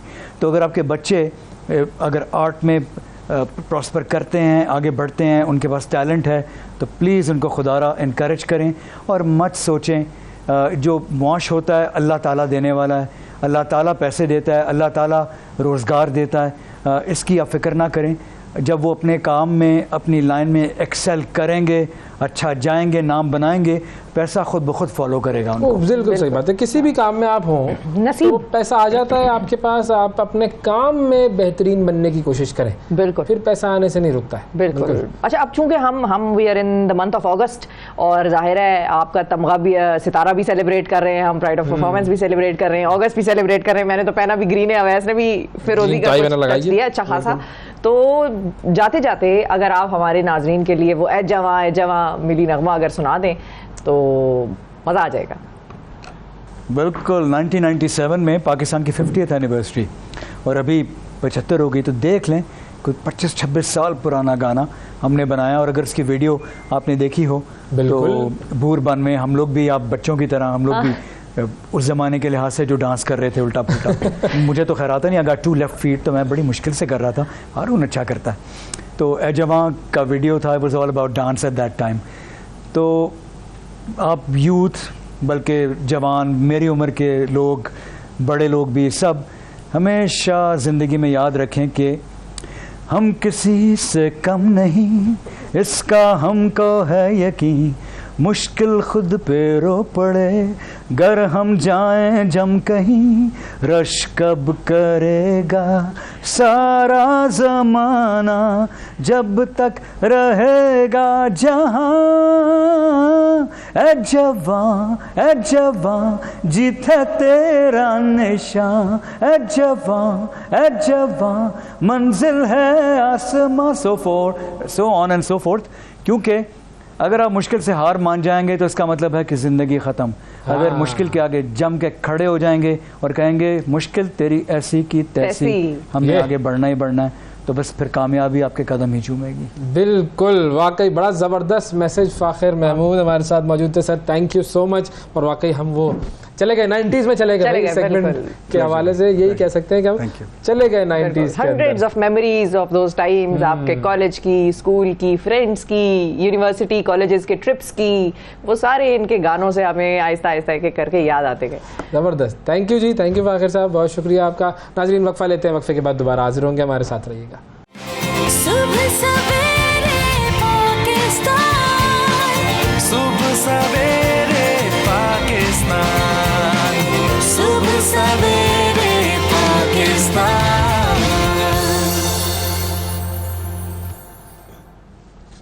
वेलकम बैक जी, सुबह सवेरे पाकिस्तान में खुशामदीद। एक वीडियो सोशल मीडिया पर वायरल थी कल, और पाक पतन में हमने देखा कि एक बेटा था जो कि अपने बाप पर तशद्दुद कर रहा था। मामला जायदाद का था।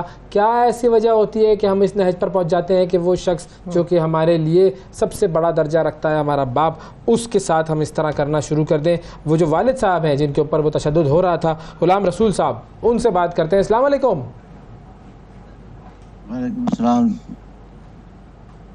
वालेकुम सलाम जी गुलाम रसूल साहब, ये क्या मसला था? क्यों आपका बेटा आपके ऊपर तशद्दुद कर रहा था?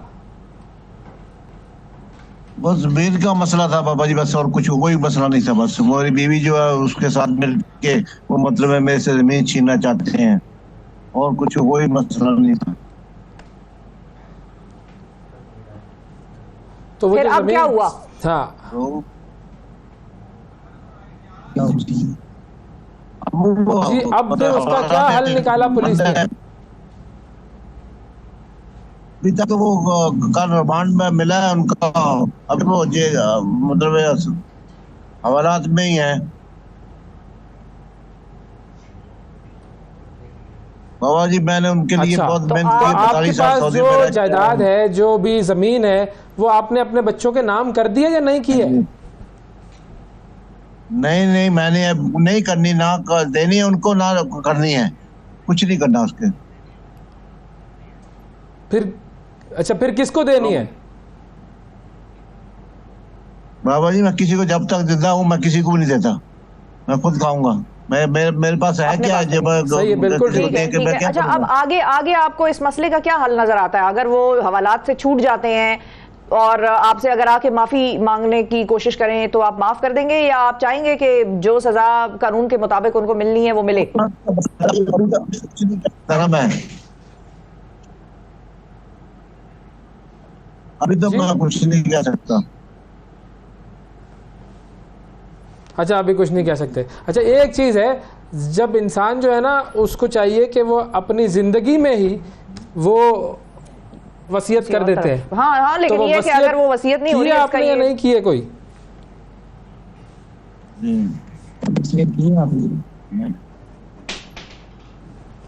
हेलो, जी, वसीयत की है या नहीं? नहीं कोई भी चीज नहीं मैंने की अभी तक।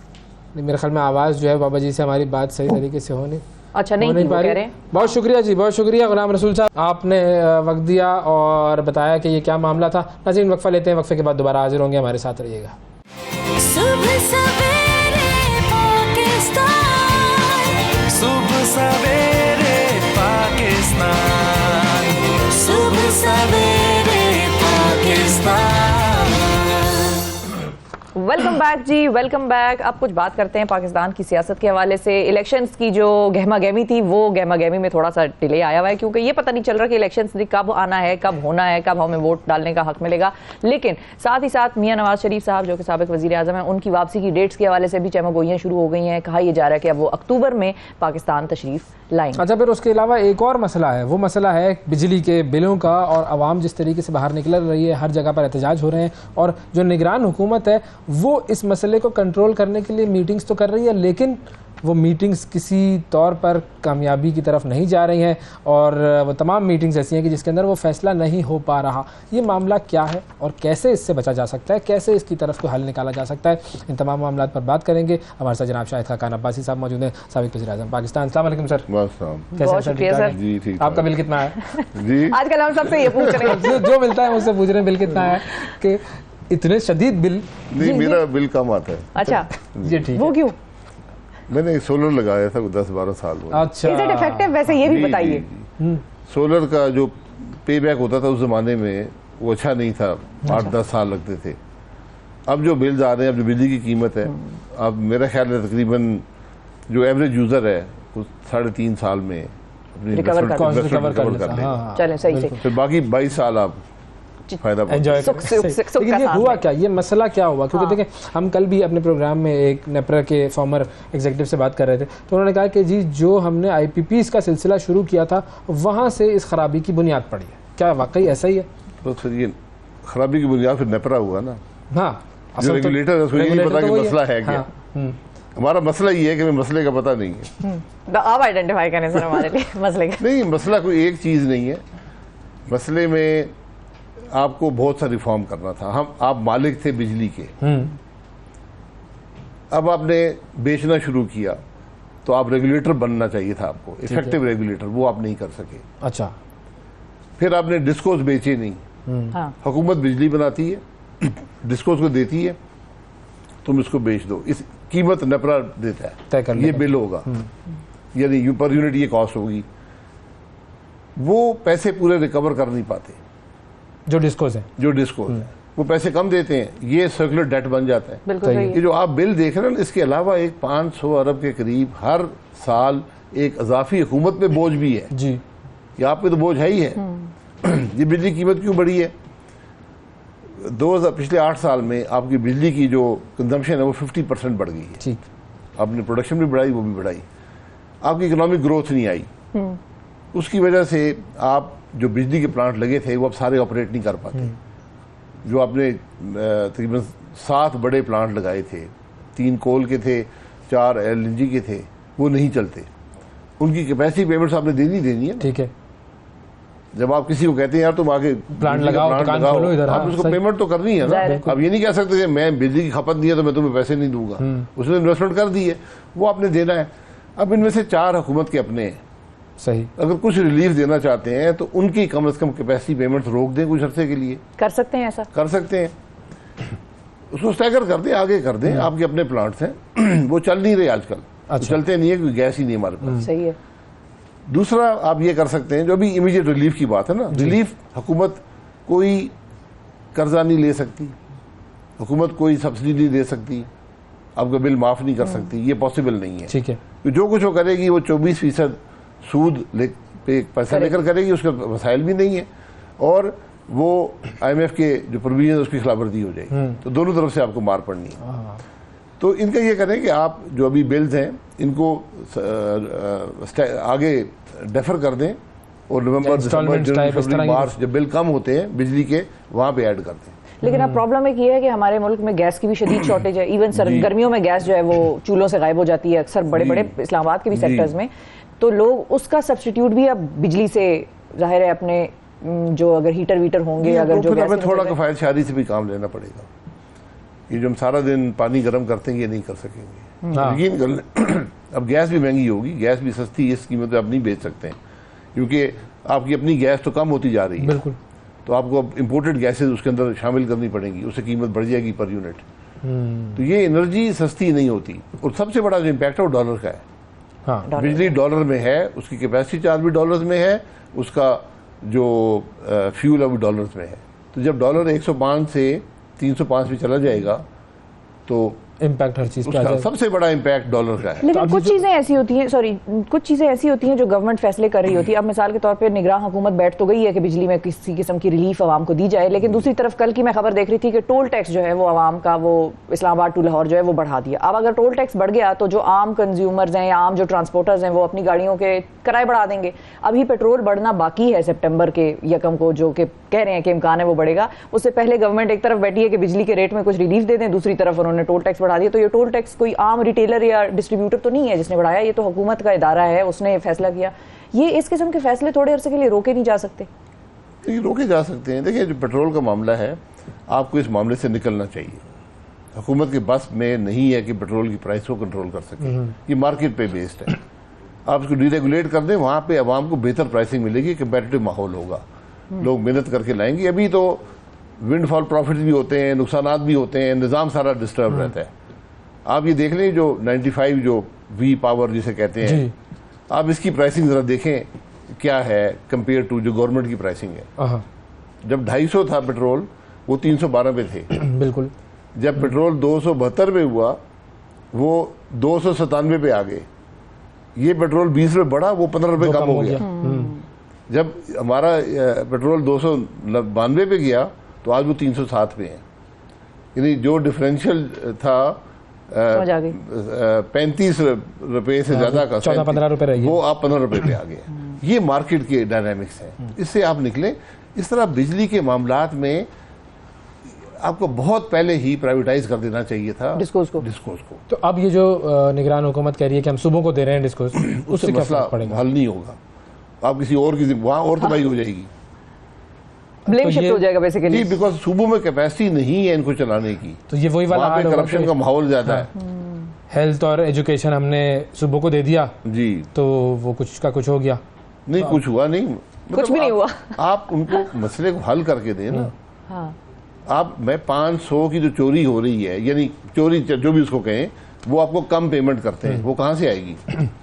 आप सुबह के पैसे काट लेंगे, ठीक है, सुबह के पैसे काटेंगे तो कहाँ कम होगा? हेल्थ, एजुकेशन ये कम हो जाएगा, वेलफेयर ये कम हो जाएगी। सुबह क्या करेंगे? बाजार से कर्जा लेना शुरू कर देंगे, तो कर्जा तो फिर आ गया। हाँ, घूम फिर के बात तो वही घुमा के टोपी घुमाई और अपने आप से हटा के सूप में डाल दिया। मुल्क पे इम्पैक्ट हो ही आएगा। आप मसले को हल करें और जो कंज्यूमर है उसके ऊपर मसले को प्राइवेटाइज करें। इसका और कोई हल नहीं है। डिस्को उसको प्राइवेटाइज करें। आपके सामने एक मॉडल मौजूद है के इलेक्ट्रिक का, लेकिन वहां भी तो हालात बुरे हैं, तो आप पे बोझ तो नहीं है ना। जो कंज्यूमर पाकिस्तान में कोई बोझ नहीं है ना, लेकिन कंज्यूमर पर तो है। कंज्यूमर की प्राइस आप बनाते हैं, वहां भी निकले उस मामले से। सारे पाकिस्तान में आपने एक प्राइस रखी हुई, उसमें आप नहीं कर सकते। सही के इलेक्ट्रिक वर्टिकली इंटीग्रेटेड, वो अपनी जनरेशन भी कर सकते हैं। बिल्कुल इजाजत दें जनरेशन करने की, वो सस्ती जनरेशन करेंगे, लोगों को बिजली बेचेंगे। सही है, ठीक है, ठीक है। ये एक दिन का हल नहीं है, वक्त लगता है, लेकिन ये शुरू होना चाहिए था, हमने नहीं किया। अभी भी शुरू कर दें, बात बन जाएगी। सही, फौरन शुरू करने की बात है, बिल्कुल।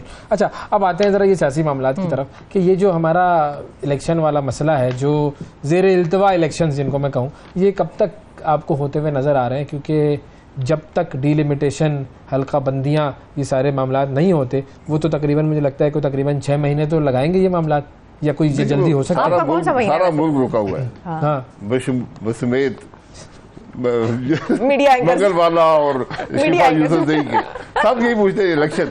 अच्छा, अब मजे की सबसे अजीब बात ये है, लोग अक्सर ये कहते हैं इलेक्शन होंगे ही नहीं। हाँ, बहुत सारे ऐसे भी हैं। ये बड़ी खराबी है। जिस मुल्क में आम आदमी ये कहना शुरू कर दे, उसका एतमाद ही उठ Perception, जाए हाँ। इलेक्शन से कि इलेक्शन ही नहीं होंगे। तो ये अब इलेक्शन कमीशन का काम है कि एक डेट दे दे। नहीं, लेकिन सर ये इधर एक चीज ध्यान में ये भी रखिए कि सिर्फ आवाम ही नहीं कह रही, अब तो एम्बेसडर्स और जो हमारे डिप्लोमेट्स वगैरह पाकिस्तान में रह रहे हैं, जो यहाँ पर मिशन पे आए हैं, उन्होंने भी पाकिस्तान को ये कहना शुरू कर दिया। कल मैं ट्रिब्यून का आर्टिकल पढ़ी थी बल्कि आज सुबह, जिसमें उन्होंने कहा कि अगर पाकिस्तान इलेक्शन की तरफ नहीं जाता तो हमारे टाइज आपस में विल गेट सावर। जी, वो उनके मसाइल हैं, वो भी हम अवाम से ही सुनते हैं ना। जब आम ज़बान खल की होगी, इलेक्शन नहीं होना, हर आदमी कहता है। तो अब इलेक्शन कमीशन का काम है इस एतमाद को बहाल करे, कोई डेट दे दें। उनको टाइम लग रहा है, डिलिमिटेशन होनी है, इसमें कोई शुबा नहीं है, सही वक्त है। लगेगा। 4.5 महीनों ने खुद कहे थे। उसके बाद 1-1.5 महीना सर्दी की शिद्दत है, जी हाँ, बिल्कुल, फिर नहीं हो 35-40 सकेगा। हल्के इफेक्ट हो जाते हैं पाकिस्तान में। आप This goes to मार्च के March। पहले हफ्ते में रख दें इलेक्शन, आज ही डेट अनाउंस कर दें, ताकि ये भाम खत्म हो जाए। तो ये जो बाकी पार्टीज, जो जिसमें पीपल्स पार्टी भी शामिल है, जो कह रहे हैं कि नहीं जी 90 दिन में करवाओ, अब शामिल तो हो गए क्या उन्हें वैसे। नहीं पता कि ये चीज पॉसिबल नहीं उनको है? पता होना चाहिए, तो सियासत भी तो उन्हें खेलनी है ना। तो वो एक बात का मोमेंट, पता भी है, पता है बिजली महंगी है, क्यों हुई है, हाँ, लेकिन कोई बात करने को तैयार नहीं है। सारे हुकूमत में रहे हैं, कौन सी जमात हुकूमत में नहीं रही? आज बात करें ना, अवाम को बताएं क्यों बिजली महंगी है। सबसे आसान हो जी आईपीपी क्या था? आईपीपी आपने कागज दिया, ये पावर परचेज एग्रीमेंट साइन कर दो, हुकूमत पाकिस्तान ने बनाया। एक और कागज दिया, ये इम्प्लीमेंटेशन एग्रीमेंट है, हुकूमत पाकिस्तान ने बनाया, साइन कर दो। फिर कहा जी ये आपको हम पैसा देंगे, जितनी बिजली आप बनाएंगे ये उसके पैसे हैं, जब बिजली हम नहीं आपसे खरीदेंगे तो ये पैसे तो भी देंगे। पैसे देंगे ये वाले। ये हुकूमत पाकिस्तान ने नंबर्स दिए, वो उस आदमी ने नहीं दिए। अब उन्हें कहते हैं तुम चोर हो, तो कौन इन्वेस्ट करेगा पाकिस्तान में? इसलिए अगर आपको नेपरा का ऑफिशियल ये कहता है कि गलती आईपीपी लगाना था, हाँ, ठीक है, तो फिर आप खुद ही सोच लें। अच्छा, उन्होंने ये भी क्वेश्चन किया, उन्होंने कहा साहिवाल में प्लांट लगाने के बजाय कराची में लगाया होता तो ट्रांसपोर्ट की कॉस्ट बच जाती। वो उस प्लानिंग को भी उनको क्वेश्चन कर रहे थे। ट्रांसपोर्ट की इन्वेस्टमेंट का पता है? आज आप सबसे बड़ा मसला ये है कि आपकी बिजली नॉर्थ में होती थी, साउथ जाया करती थी। अब आपकी बिजली साउथ में है, नॉर्थ आने की आपके पास Cost। कैपेसिटी नहीं है, उसकी एक कॉस्ट है, और उसके अंदर और भी स्टेबिलिटी के बड़े इश्यूज आते हैं। चले जब और वो कोई इतना बड़ा उसका अगर आप सारे मजमूई तौर पर इम्पैक्ट देखें, वो चंद पैसे का इम्पैक्ट आएगा। अगर आप ये कहते हैं नहीं ट्रांसपोर्ट करना जो था, ओवरऑल बिलिंग, सही है। हाँ, लेकिन अब जब जब- वो जब- 18 रुपए से अगर हम देखते हैं कि बिजली की फी यूनिट जो है वो 18 रुपए हुआ करता था 1.5 साल 2 साल पहले, तो वो अचानक 65-60 कैसे आ गया? मतलब ये अभी इससे 1 साल में किस नहीं चीज पे कोई टैक्स लगे हैं क्या? 34 पे बिक रहा है, 34 पे है। फिर आपने जो बहुत सस्ती बिजली देते हैं वो आपको खत्म करनी पड़ेगी। उन लोगों को आप थ्रू बिल Taxes add होके basically बनता है ना, सब्सिडी दे fee दें, unit। कैश दे दें, वो खुद जो मर्जी बिजली इस्तेमाल करें, जो भी करें। बहुत सी एनॉमलीज निज़ाम में हमने बिल्ड कर दी है, इसको कॉम्प्लिकेट कर दी है, इसको सिंप्लीफाई करना पड़ेगा। बिल्कुल सही। अच्छा, अब इलेक्शन की तारीख जब भी आती है, उस पर आते हैं दोबारा, क्या बयानियाँ लेकर आएगी नून लीग? क्योंकि अभी एक तो नवाज शरीफ साहब की वापसी का मामला चल रहा है कि उन्होंने वापस आना है नहीं आना है, अक्टूबर की अब गालिबन डेट आई है, तो वो बयानिया क्या होगा जिसको लेकर चलेंगे? क्योंकि वो जो पिछले 16 महीने वाला जो एक बयानिया था कि हमने रिफॉर्म्स करने हैं, टर्न अराउंड करना है, वो तो इस महंगाई में पब्लिक नहीं मान रही। हाँ, डिफ़ॉल्ट से बचाने का वाला जो एक था कि हमने डिफ़ॉल्ट से बचा लिया, वो मुझे नहीं पता कितना कामयाब होता है। जो वज़ीर-ए-आज़म थे वो पार्टी के सदर भी हैं, वो अवाम को बताएंगे कि किस तरह क्या मुश्किलात थी, क्या तकलीफ़ात थी, क्या हमने फ़ैसले किए हैं, क्यों आप पे बोझ पड़ा है। यही आप कर सकते हैं, इसके अलावा तो आप कर नहीं सकते कुछ। आपने अपना एक बयानिया यही होगा ना कि हमने क्या किया मुल्क के लिए, उसकी यकीनन मुश्किलात हैं, और जो अगली हुकूमत आएगी वो भी कोई पहले दिन से रिलीफ नहीं दे पाएगी हो ना, नहीं सकता, बिल्कुल। बल्कि मुश्किलात में इजाफा ही होगा। ये बात हमें समझनी चाहिए, क्योंकि हमने बुनियादी तब्दीलियाँ की नहीं, हम सब बैठे रहे। वो लेकिन इतने कम वक्त में पॉसिबल थी वो बुनियादी एक दिन तब्दीली। में भी पॉसिबल होती हैं। आप चला देते हैं ना निज़ाम को, चला 16 महीने बहुत होता है, उससे पहले 3 साल 8 महीने इमरान खान साहब बैठे उनके रहे। पास भी बहुत थे। हाँ, ये आज के मामलात नहीं, बड़े अरसे से ये मामलात को आपको दुरुस्त करना चाहिए। हमने आंखें बंद रखी, इन चीज़ों को सही नहीं किया, तो आज आप उसकी कीमत अदा कर रहे हैं। जो चीज़ कामयाबी से हुई, जिसके बारे में लोग ये कह रहे थे, तो सिर्फ और सिर्फ अपने मुकदमे कामयाबी से ख़त्म हुए हैं, बाकी कोई चीज़ कामयाबी से नहीं हुई। नहीं, मुकदमे कौन से खत्म हुए? मुकदमे उन पे थे ही नहीं, वो तो इन्वेस्टिगेशन थी जो FIA कर रहा था, वो पहले भी नैब खत्म कर चुका था। तो एक तो नैब रिफॉर्म, हालांकि करना ही चाहिए था, नैब को खत्म करना चाहिए, वो आपने छोड़ दिया, आज मुल्क चलता नहीं है। अब वो फिर करेंगे, अभी पीपल्स पार्टी के 60 लोगों के ऊपर उन्होंने तहकीकात करने का आगाज किया। बिल्कुल। अच्छा, इंटरेस्टिंग चीज, कल हमने PMLN के कोऑर्डिनेटर को लिया हुआ था लंदन से, अमजद साहब। उन्होंने एक चीज बताई, उन्होंने कहा कि पहले हम ये कहते थे कि साहिर मियां साहब की तबीयत ठीक नहीं है और वो तबीयत जब ठीक होगी तो ही वो आएंगे, क्योंकि इस पर भी क्वेश्चन उठा रही है पीपल्स पार्टी भी, ये कह रही है 15 अक्टूबर की डेट भी शायद मियां साहब और आगे कर देंगे, नवंबर तक चली जाएगी, वो नहीं आएंगे अक्टूबर में। तो उनसे जब हम बात करते हैं, उन्होंने कहा अब जो है जो चीज मियां साहब देखेंगे वो एक अपनी हेल्थ, ज़ाहिर डॉक्टर से मशवरा लेंगे, और दूसरा वो सियासत देखेंगे कि सियासत किस तरफ जा रही है। इन दोनों चीजों के बाद फैसला करेंगे। सियासत में मियां साहब आप कौन सा ऐसा एस्पेक्ट है जो देखेंगे कीनली कि भाई ये चीज होती है तो मैं वापस आता हूँ, ये चीज नहीं होती तो मैं अपने वापसी को रोक देता हूँ? देखिए, मियां साहब का इलाज हो रहा है, पहली बात ये समझ लीजिए, इलाज जारी है, इसमें कोई दो राय नहीं है। ठीक है, वो इलाज हर रोज नहीं होता, उसका एक प्रोसेस है, हफ्ते में, 2 हफ्ते में, 3 हफ्ते में डॉक्टर के पास जाना पड़ता है, उसमें बहुत सी कॉम्प्लिकेशंस हैं। वो अब फैसला उन्होंने करना है कि वो इलाज छोड़कर पाकिस्तान आ जाएं, क्योंकि यहाँ उन्हें आकर सरेंडर करना पड़ेगा कोर्ट को, फिर कोर्ट फैसला करेगा क्या करता है, फिर उनके अपीलों के फैसले होंगे। इलेक्शन, मुस्लिम लीग नून का इलेक्शन उनके बगैर नहीं हो सकता, बिल्कुल हो सकता है, होगा, लेकिन उनके बगैर मुश्किलात ज़्यादा हैं। उनका एक स्टेचर है, उनकी एक आइडेंटिफिकेशन है वोटर के साथ, वर्कर के साथ, पार्टी को मोबिलाइज कर सकते हैं जो दूसरे लोग नहीं कर सकते, तो इसलिए उनका आना जमात के लिए ज़रूरी है। तो ये टाइमिंग वो खुद तय करेंगे।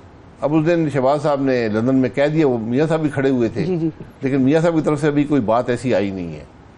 इससे पहले जावेद लतीफ साहब रोज डेट कह देते हैं, बिल्कुल, वो तो बड़े अच्छे से लगे हुए जावेद साहब। उनको मैंने कहा उधर आपको दफ्तर बंद कर दें अपना। शहबाज साहब ने अब कह दिया, अब जिम्मेदारी उधर चली गई। सही है। अच्छा, लेकिन अगर नवाज शरीफ साहब आते हैं इलेक्शन से पहले, तो वो कैंपेन कर लेंगे, पार्टी को मोबिलाइज कर लेंगे, क्या वो चौथी दफ़ा वज़ीर आज़म बन सकते हैं, कीपिंग इन व्यू जो नाअहली और सुप्रीम कोर्ट में उसको चैलेंज नहीं किया जा सकता? जी नहीं, चैलेंज की बात नहीं है, ये खराबी सुप्रीम कोर्ट को खुद दुरुस्त करनी चाहिए। जहाँ पर बहुत सी खराबियाँ हुई हैं, ताहयात नाअहली का कोई कानून में गुंजाइश नहीं है, ये ह्यूमन राइट्स की वायलेशन है, रिप्रेजेंटेशन की वायलेशन है, एक शहरी होने के नाते से वायलेशन है।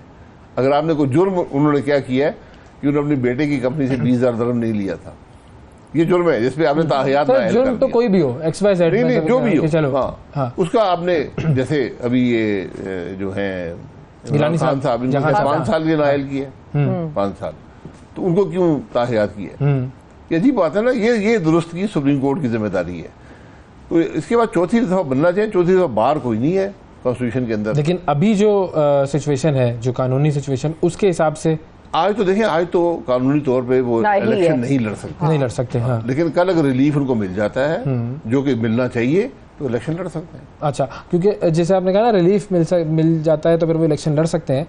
एक और बयान था और उसमें शायद डार साहब ने कहा था या किसी ने कहा था कि जी हमें गारंटी मिल गई है, नवाज शरीफ साहब वापस आएंगे और वज़ीर आज़म बनेंगे। ये गारंटियाँ कहाँ से आ जाती हैं भाई? ये आप हमें टीवी बुलाते हैं, कुछ तो हमने भी कहना होता है, कुछ आपने माल बेचना होता है, कुछ आपने डाल देते हैं, हम कह देते हैं, फिर दूसरों से सवाल करते हैं कि वो ये कह गया था। लेकिन सही है, ठीक है, आपसे फिर आपका पूछ लेते हैं ना, आप अगले इलेक्शन में हिस्सा ले रहे हैं? मैं अगले इलेक्शन में, मैंने कहा ये हल्के के अवाम फैसला करते हैं, लेकिन मैं जो आज हालात है मुल्क के, जहाँ पर सियासी पार्टियों के पास कोई रास्ते का तयन नहीं किया कि आगे वो क्या करेंगे, क्योंकि आज एक अनोखा माहौल है सियासत का। हर जमात पिछले 2 साल में इक़्तिदार में रही है, हाँ। जी ये कौन सा चूरन बेचेंगे अब हमको? एक का तो बिक रहा है, एक का चूरन बिक रहा है। नहीं वो बिकने, देखें वो और पॉपुलिज्म और बात होती है। मैं ये कह रहा हूँ कि आप क्या डिलीवर करेंगे? अवाम अगर आपके नेट कर लेते हैं, आप हुकूमत में रहे हैं, आप आज बताएं यार आपने क्या गलतियां की हैं, बिल्कुल, क्या आपसे काम नहीं हुआ, मुल्क के मामलात कौन तय करेगा, उन लोगों के नाम बता दें। सही है। मैं आपको हकीकत से कहता हूँ, निज़ाम में सलाहियत ही नहीं रही, इसलिए अगर ये सारे मिलकर आगे के रास्ते का तयन नहीं करेंगे, मामला नहीं चलेगा, नहीं बन सकता। तो इलेक्शन बेमकसद और बेसूद हो जाएगा। वो होने की भी कोई एक्सरसाइज का फायदा नहीं होगा। सही बात है, वो फिर जी, कहेंगे कुछ नहीं सिलेक्टेड होगा। और इलेक्टेड और ये सारा अगर लेकिन अगर आप इलेक्शन नहीं कराएंगे तो मसाइल और बढ़ जाएंगे। बिल्कुल। तो करवाना है लेकिन सही तरीके से करवाना। सही नहीं, सही तरीके से नहीं, सही तरीका तो अच्छा ही होता है। नहीं, वो हमारा राहुल सही साहब कहते तरीका हैं भी ना, गलत है। हमारे सही में भी मामला है, तो इसलिए- जनरल इलेक्शंस करवाते तो हैं। इसलिए पहले बैठे, बात तय करें। ये अवाम को बताएं कि हम जिम्मेदार लोग हैं, हम अपनी सियासत एक तरफ रख के मुल्क की बात बैठकर कर सकते हैं, और सारे स्टेक होल्डर शामिल हों, सही है। एस्टेब्लिशमेंट भी हो, जज भी हो, और एक रास्ते का तयन करें कि हमने आगे करना क्या है। सही सही तो है, फिर सब उसको सपोर्ट करें जो भी इलेक्शन में आता होता फिर है। सबको मिलना ठीक है। पड़ेगा। अच्छा, और अगर मिसाल के तौर पे नून लीग आती है हुकूमत में, अब इलेक्शन हो जाते हैं, नून लीग पावर में आ जाती है, नून रिजल्ट लीग भी के आ पास गया, प्लान है, आ भी गई। हाँ। जी, प्लान है नून लीग के ये पास सदर इकोनॉमिक बताएंगे। प्लान। भाई लोग आपसे सवाल करेंगे 16 महीने आप हुकूमत में थे, आपने क्या किया, कौन सा प्लान है आपके पास, कौन से लोग हैं जो काम करेंगे, ये सवाल होंगे, इनका जवाब होना चाहिए आपके पास। ये सवाल तो वो सब करें। जवाब कौन देगा? डार साहब? नहीं, वो नहीं, शहबाज साहब देंगे जो सदर हैं जमात, इक़्तिदार में भी वही थे, वज़ीर-ए-आज़म भी वही थे, वही जवाब देंगे। और मंगलवार उनके साथ साहब तो नहीं बाकी- देंगे ना, हाँ। आप तो नहीं देंगे। मैं तो नहीं। इस काबिल ही नहीं हूँ, मेरी तो जबान पर नहीं। इनको हमने निगरान सेटअप निगरान में किसी ने नहीं लगाया। काबीना में लगवाना था, देखे ये रह गए। मैं खुद इंतजार कर रहा था। अच्छा, आप तो निगरान अगर मैं बन जाता तो मैं आपको जरूर बना देता। बस अब अगली दफा मैं दुआ करूंगा कि आप दोबारा से वजीर आजम बने ताकि कुछ मामला बेहतर हो।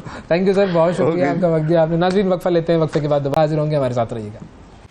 सुबह सवेरे पाकिस्तान, सुबह सवेरे पाकिस्तान, सुबह सवेरे पाकिस्तान।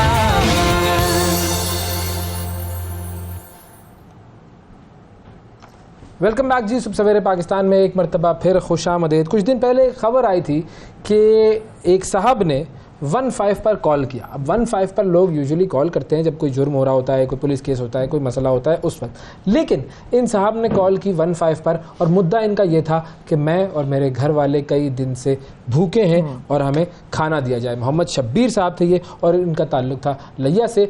इन्होंने क्यों ये कॉल की और किस वजह से इस नहज पर ये पहुंच गए थे कि 15 से कॉल करके इन्हें खाना मांगना पड़ा, इन्हीं की ज़बानी सुनते हैं। ये देखते हैं कि शब्बीर साहब क्या कहते हैं।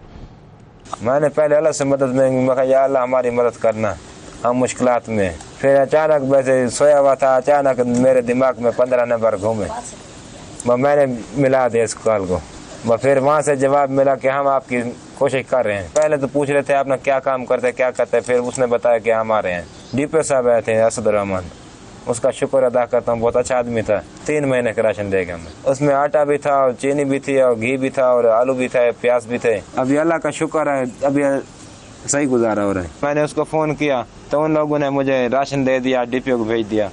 डीपीओ भी अच्छा आदमी था, कहता है बच्चा मैं ये तो अच्छा काम किया, किसी का नुकसान नहीं किया, हमें कॉल कर दी जब हम तुम्हारी मदद के लिए आ गए, दुआ भी करना। ये थे जी मोहम्मद शब्बीर साहब, जिन्होंने अपनी ज़रा दास्तान सुनाई कि मामला था क्या। 4 बच्चों का एक बाप और वो किस तरीके से भूख की वजह से मजबूर होकर पुलिस को फ़ोन करने पर राग़िब हुआ और फिर उसके बाद 15 पे उसने कॉल की। डीपीओ लिया जिसका जिक्र किया शब्बीर साहब ने, असदुर्रहमान साहब जिन्होंने उसकी मदद की, उनसे बात करेंगे। अब हमारे साथ डीपीओ लिया मौजूद हैं, असदुर्रहमान साहब। इनसे जानते हैं कि इनको जब वो कॉल मौसूल हुई या इनकी टीम ने इनको बताया उस कॉल के हवाले से, तो फिर इन्होंने किस तरह से उसकी मदद करने का प्लान बनाया और क्या क्या मदद उन्होंने शब्बीर साहब की और उनके ख़ानदान की है। अस्सलाम वालेकुम असद साहब। जी वालेकुम सलाम। 92 बहुत शुक्रिया सर, आपने वक्त निकाला प्रोग्राम के लिए भी और बहुत शुक्रिया कि आपने इतनी जिम्मेदारी से शब्बीर साहब की भी मदद की। सबसे पहले तो इस कॉल के हवाले से बताइए कि जब आपकी टीम को ये कॉल मौसूल हुई और आपको मालूम हुआ कि 15 पे इस तरह की कोई कॉल आई है, तो what was your first reaction? मतलब आपने क्या सोचा जहन में, क्योंकि जाहिर है ये this is not a usual call जो 15 को आती है, वो तो बड़ी सीरियस इमरजेंसीज की होती है। खैर ये भी किसी सीरियस इमरजेंसी से कम नहीं है, लेकिन ये कि अनयूजुअल थी। तो what was your first reaction? जी बहुत शुक्रिया। जैसे आपने भी बताया कि यूनिक कॉल थी, तो 15 पे कभी पहले इस तरह की कॉल मौसूल नहीं हुई कि कोई आपको कॉलर कह रहा हो कि जनाब मैं भूखा हूँ, 4 दिन से भूखा हूँ, मेरे छोटे बच्चे हैं और मेरे पास खाने का राशन नहीं है, अगर मुझे ना मिला तो मैं कोई थाई कदम उठा लूंगा। तो ये बड़ी एक अजीब सी कॉल थी। मेरे ऑपरेटर ने मुझे बताया है कि जनाब ऐसी कॉल मौसूल हुई है। तो मैंने कहा कि आप मेरी ना उससे बात करवाएं कि पता नहीं क्या चक्कर। तो मैंने उनसे पूछा शहीर साहब से कॉल के, मैंने कहा आप क्या काम कर, उसने कहा कि मैं लेबरर हूँ, खेतों में मजदूरी करता हूँ और 1 महीना से मुझे लेबर नहीं मिली है और मैं कोई इंतहाई कदम उठा लूँ। मैंने कहा आप सोचा मैं 15 पे कॉल करूँ। तो ये बड़ी एक अजीब सी कॉल थी और फिर एक थ्रेटनिंग कॉल थी, एक अलार्मिंग कॉल थी। तो मैंने सोचा कि इसको मैं खुद ही डील करूँ, मेरी अब बात भी होगी हमसे। तो फौरी तौर पे हमने फिर राशन अरेंज किया और फिर हम गए, जैसे आपने भी वो वीडियो देखी होगी, और उनसे मिले तो वाकई बहुत बुरे हालात थे उनके घर के और बहुत ही गुर्बत थी, हर चीज़ से गुर्बत झलक रही थी। और बच्चे जो थे वो भी बहुत ही, उनकी चेहरे से नज़र आ रहा था कि वो बहुत ज़्यादा परेशान है, नकाहत है और मायूसी की कैफियत थी। तो जो ही हम लेके पैकेज लेके गए हैं, उनके पास बैठे हैं, बातचीत की तो वो बड़े खुश हुए और उनके चेहरे खिल उठे। तो मैं समझता हूँ कि ये जो सारा काम है ये अचानक ही देखें कि इसको किस तरह से आप किसी की मदद करते हैं। और 15 का तो रिस्पॉन्स ही है इमरजेंसी में कॉल्स आती हैं तो आपने रिस्पॉन्ड करना होता है। तो चूँकि मुझसे बात हुई थी और मेरी उससे गुफ्तगू हुई तो मैंने सोचा कि मुझे ही जाना चाहिए और ये खुदा न खास्ता कोई ऐसा कदम न उठा लें। जी, तो ये राशन जो सारा अरेंज हुआ ये आपकी पूरी टीम ने मिलकर अरेंज किया, सबका हिस्सा है इसमें माशाल्लाह? जी, पूरी लिया पुलिस की तरफ से ये पैकेज था और मेरे SHO भी वहाँ पर, पहले उनको मैंने फ़ोन कर दिया कि आप वहाँ पहुँचे। फिर यहाँ से जो ऑफिस की टीम है 2-3 हमारे जो स्टाफ थे वो भी मैंने साथ ही बिठा लिए कि आप भी चलें साथ और जाके उसको रिस्पॉन्ड करें, देखें क्या सूरत हाल है। सही तो अच्छा सर, अब इसमें 2-3 चीज़ें ऐसी हैं जो कि मेरे जहन में आती है। पहली चीज़ तो ये कि एक फैमिली जब इस तरह की सूरत हाल से गुजर रही होती है तो उसके पास ऑप्शंस क्या होते हैं। इन्होंने तो चलो 15 पर कॉल कर लिया, नॉर्मली क्या होता है लोग मांगना शुरू कर देते हैं किसी से भी, आसपास से, पड़ोस से। पड़ोस की क्या हालत है, उनके जो एरिया है क्या उसमें किसी को नहीं पता था कि ये मामला है और एक भूखी फैमिली, एक ऐसी फैमिली जो कि कई दिनों से भूखी है। तो ओवरऑल क्या उस जगह का जो है थोड़ा सा बता सकेंगे, और वहाँ पर जो लोग रह रहे हैं उनको इस बारे में नहीं पता था? जी, ये करोड़ लालिसन जो है हमारी एक तहसील है, उसका एक नवाही गांव है और अनफॉर्चुनेटली यहाँ पर जो 150 घर हैं वो सारे ऐसे के ऐसे हैं, गुर्बत में हैं। कोई एक आध हो तो मैं कह नहीं सकता क्योंकि मैंने पूरी बस्ती का विजिट तो नहीं किया, मैं तो सीधा गया और आ गया। लेकिन जो मैंने फिर बाद में मालूमात हासिल की तो उनके बाद से तमाम के तमाम जो है वहाँ मिडिल क्लास है, सारी के सारी खेतों में मजदूरी करते हैं, ठेकेदारी करते हैं खेतों के अंदर। तो उनकी भी हालत ऐसी है जिस तरह के शहीद की थी और उसकी फैमिली की थी, और वो इस तरह की हालत नहीं थे वो किसी से मांग सकता या कह सकता। तो उसके पास बेहतर ऑप्शन यही उस वक्त उसके पास था कि वो पुलिस को मदद की बुलाए। तो इसमें हम अल्हम्दुलिल्लाह कामयाब हुए। जी, सही है। अच्छा, अब जाहिर है अभी तक का तो राशन आप लोगों ने डाल दिया है और वो जाहिर है चंद दिन या हफ्तों तक काफ़ी हो गए इनकी फैमिली के लिए। लेकिन अब एक सवाल यहाँ पर ये है कि अगर वो सारी बस्ती ही ऐसी है, जाहिर है गुर्बत की लकीर के करीब ही ये लोग रह रहे हैं, किसी घर में अगर 4 दिन से फाका है तो फिर तो मैं उसको गुर्बत की लकीर से नीचे की फैमिली कहूँगी, मैं ऊपर तो उसको नहीं कंसिडर कर सकती। तो क्या इसमें आप लोगों का इदारा पुलिस का इस तरह से इनकी मदद कर सकता है कि ये कहीं कोई किसी किस्म की कोई मुलाजमत दिलवा सके इनको, या कोई जो कंस्ट्रक्शन प्रोजेक्ट्स होते हैं, जाहिर है अगर ये कहते हैं मैं मजदूर हूँ तो कोई ऐसा मजदूरी दिहाड़ी का कोई सिलसिला इनके लिए मतलब कुछ अरेंज किया जा काम तो नहीं है, लेकिन हाँ, लेकिन अब जाहिर है आप लोग इन्वॉल्व हैं उसमें तो बुनियादी तौर पर तो बात ये होती है कि जब कोई खबर फैल जाए तो फिर उसका रिस्पॉन्ड क्या हो। अभी चूंकि ये ब्रॉडकास्ट हो चुकी है खबर की, ये आबादी जो है वो लेबर है, सारी लेबर क्लास है, तो फिर ये हम सबका फर्ज बन जाता है कि उनकी मदद करें, ना सिर्फ उनकी बल्कि इर्द गिर्द के जितने भी ऐसे हमारे दाएं हैं बाएं हैं लेबरर्स हैं उनकी मदद करें। हम भी शहीद को मैंने कहा कि आप जब मर्जी आए ऑफिस में, आपको किसी न किसी मिल में इंशाल्लाह ताला आपको कोई ना कोई आपकी जॉब हो जाएगी। तो चूंकि आपको पता है कि हम पुलिस इस वक्त बेशुमार महाजों पे काम कर रही है, हमारा तहफ़्फ़ुज़ मरकज है हाजी साहब ने बनाया हुआ है, फिर हमारा मिसाक मरकज जी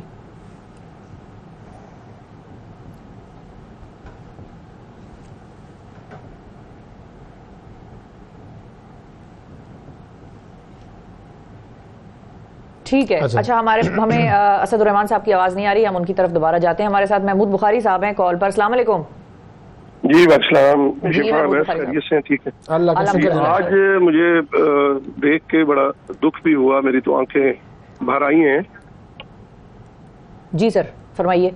मैं ये समझता हूँ कि ये डीपीओ साहब ने एक अच्छा अमल किया है, और ये तो एक है। मैं समझता हूँ कि कोई सिस्टम को बेहतर जब तक हम नहीं बनाएंगे, और इसमें उन्होंने एक अच्छा अमल किया है, और कम से कम जो आसपास के जो सहबी हैसियत लोग हैं, जो हम जैसे हैं, उनको चाहिए कि वो आगे बढ़कर इस खौफनाक जो हालात मुल्क के अंदर पैदा कर दिए गए हैं, तो उसको इसी तरह ही बेहतर किया जा सकता है कि हम अपने, जिस तरह अल्लाह के पाक पैगंबर ने भी फरमाया कि अपने आसपास जो हमसाए हों उनका ख्याल रखना हमारे मजहब का भी हिस्सा है। बिल्कुल जरूरी है। तो हमें चाहिए कि हम इस चीज का एहसास करें। वो बच्चे जो स्कूल जा रहे हैं, जिनके पास बुक्स नहीं है, जिनके पास कोई फीस के पैसे नहीं है, तो अगर हम मिलजुल के करें तो ये काम मुश्किल नहीं है। हाँ, या उशर और ज़कात को हम सही तौर पे जो है वो लोगों के ऊपर खर्च करें, तो इसमें काफी सारे लोगों के दुख जो है कम हो सकते हैं। देखिए ना, अब ये सकते हैं कि पूरे जिले के जो जरूरतमंद लोग हैं वो उनको जो है वो अनाज फराहम करेंगे, और ये मैं बड़े दुख से कहूंगा कि हमारी हुकूमती पॉलिसियों की वजह से ये हमारे मुल्क का जो है वो तबाही और बेड़ा गर्क हुआ है, और बड़ा दुख होता है। बस मैं दुआ करें सर, दुआ करें। और आपकी सोच भी बहुत मस्बत है कि जाहिर है हमने एज अ कम्युनिटी उन लोगों की तरफ देखना है, और उनकी तरफ हमारा जरूर ध्यान नजर रखें आप अपने आसपास। अभी फिलहाल तो जो अर्जेंट क्राइसिस है, लोगों के घरों में बिल नहीं वो अदा कर सक रहे। आज की खबर जो हमने अपने प्रोग्राम में दी है कि फैसलाबाद में एक 28 साल के शख्स ने बिजली का बिल चूंकि ज्यादा आया था, उसके पास पैसे नहीं थे, उसने खुदकुशी कर ली। तो अब इस नहज पर पहुंच गए हैं हालात। बहुत शुक्रिया अदा करेंगे सर। अच्छा डीपीओ साहब, असद साहब, मैं ये पूछना चाहूँगा कि क्या इस तरह की कॉल्स अब ज़्यादा आना शुरू हुई हैं, या इस कॉल के बाद कोई मजीद आई कॉल्स? जी नहीं, ऐसी कॉल अभी वसूली हुई यहाँ पर। बाकी इस्लामाबाद में कॉल आई है, एक मुजफ्फरगढ़ में आई है, उन्होंने बड़ी अच्छी तरह हेल्प किया, उनको एड्रेस किया है, राशन पहुँचाया है। तो लेकिन ये है कि हम तैयार हैं इसके लिए, हमने कुछ स्टॉक इकट्ठा किया हुआ है तो जरूरतमंदों के लिए। बाकी जो तंजम ताजरान उसमें शामिल हैं, जो लिया के हैं, इंशाल्लाह ताला अगर कोई ऐसी कॉल आती है तो हम उसको इंशाल्लाह रिस्पॉन्ड करेंगे, पुलिस और लिया के अवाम इंशाल्लाह ताला। बिल्कुल इंशाल्लाह। Thank you sir. Asad Rahman साहब, नाजरीन, डीपीओ लिया हमारे साथ मौजूद थे। और यहाँ पर अपने आसपास ये नज़र रखिए कि साहिब हैसियत लोगों से तो खास तौर पे मेरी ये दरखास्त है कि कोशिश करें, आगे बढ़ें, एक एक घर की जिम्मेदारी उठा लें, और कम से कम अगले 2-3 महीनों का जो बिजली का बिल है वो अगर आप उनके लिए अदा कर सकेंगे। ये भी जहन में रखिए कि शदीद गर्मी है, अगर आपके घर में एक पंखा हो जो कि वो भी आप ना चला सकें तो फिर आपकी क्या हालत होगी। तो ज़रूर आगे बढ़ें। और पुलिस के चूँकि वेलफेयर के कामों का जिक्र हो रहा है, तो एक और चीज़ की तरफ मैं लेकर जाना चाहूँगा। सिंध पुलिस वेलफेयर के काम किस तरीके से कर रही है, कैसे जो है वो उसने वेलफेयर के कामों को अपना यूँ कहिए कि सेवा बना लिया है, आइए देखते हैं। सिंध पुलिस ने वेलफेयर के कामों में तमाम सूबों को पीछे छोड़ दिया। शहीद एहलकारों की फैमिली की खिदमात में कोई कसर न छोड़ी। माजी में शोधा की फैमिली को पेश आने वाली मुश्किलात मुकम्मल तौर पर खत्म कर दी। DIG फाइनेंस तारिक रज़ाक धारे जो कहते हैं, शोधा हमारे सरों के ताज हैं। 1971 से लेकर आज तक सिंध पुलिस के 2035 अफसरान और जवान शहीद हुए। सिंध हुकूमत की मदद से बेहतरीन शोधा पैकेज तैयार कर लिया। आज जो हमारे बहुत ज़्यादा शोधा की तादाद है वो डाकुओं के साथ या स्ट्रीट क्राइम के साथ फाइटिंग में हमारी उसमें है ज़्यादा तादाद है। तो उसमें जो उनका पैकेज है वो 4 मिलियन का है। हमारा स्टिल जो है 1 करोड़ रुपए का पैकेज है जो उनको पैसे देने हैं शोधा की फैमिली को फौरी तौर पर, वो उसमें हमारा 1 करोड़ है। तो हम समझें कि 6 मिलियन हम उनको शोधा को ज़्यादा पे करें, हमारा पैकेज जो है उनसे अब बेहतर हो गया है। शहरियों की जान और माल के तहफ़्फ़ुज़ की खातिर साल 2023 में 1 जनवरी से अब तक 26 जवान जाम शहादत नोश कर चुके हैं। कैमरामैन मोहम्मद आसिफ के साथ फयाज यूनुस, 92 न्यूज़ कराची। पुलिस के जो शहदा हैं उन्हें भी हमें याद रखना है, और वाकई वो हमारे लिए फ्रंट लाइन पर होते हैं, और उसी वजह से वो शहादत का जो जिसे कहते हैं ना, शहादत का जाम भी नोश करते हैं। हमारे ही लिए वो मेहनत कर रहे होते हैं, हमारी हिफाजत कर रहे होते हैं। नाजरीन, वक्फा लेते हैं, वक्फे के बाद दोबारा हाजिर होंगे। सुबह सवेरे पाकिस्तान, सुबह सवेरे पाकिस्तान, सुबह सवेरे पाकिस्तान। वेलकम बैक जी, सुबह सवेरे पाकिस्तान में एक मरतबा फिर खुश आमदीद। और ये जो स्ट्रेस है ये हमारी ज़िंदगी में बढ़ता जा रहा है। बिजली के बिलों का स्ट्रेस है, मीडिया पे आप देखते हैं उसका स्ट्रेस है, महंगाई का स्ट्रेस है।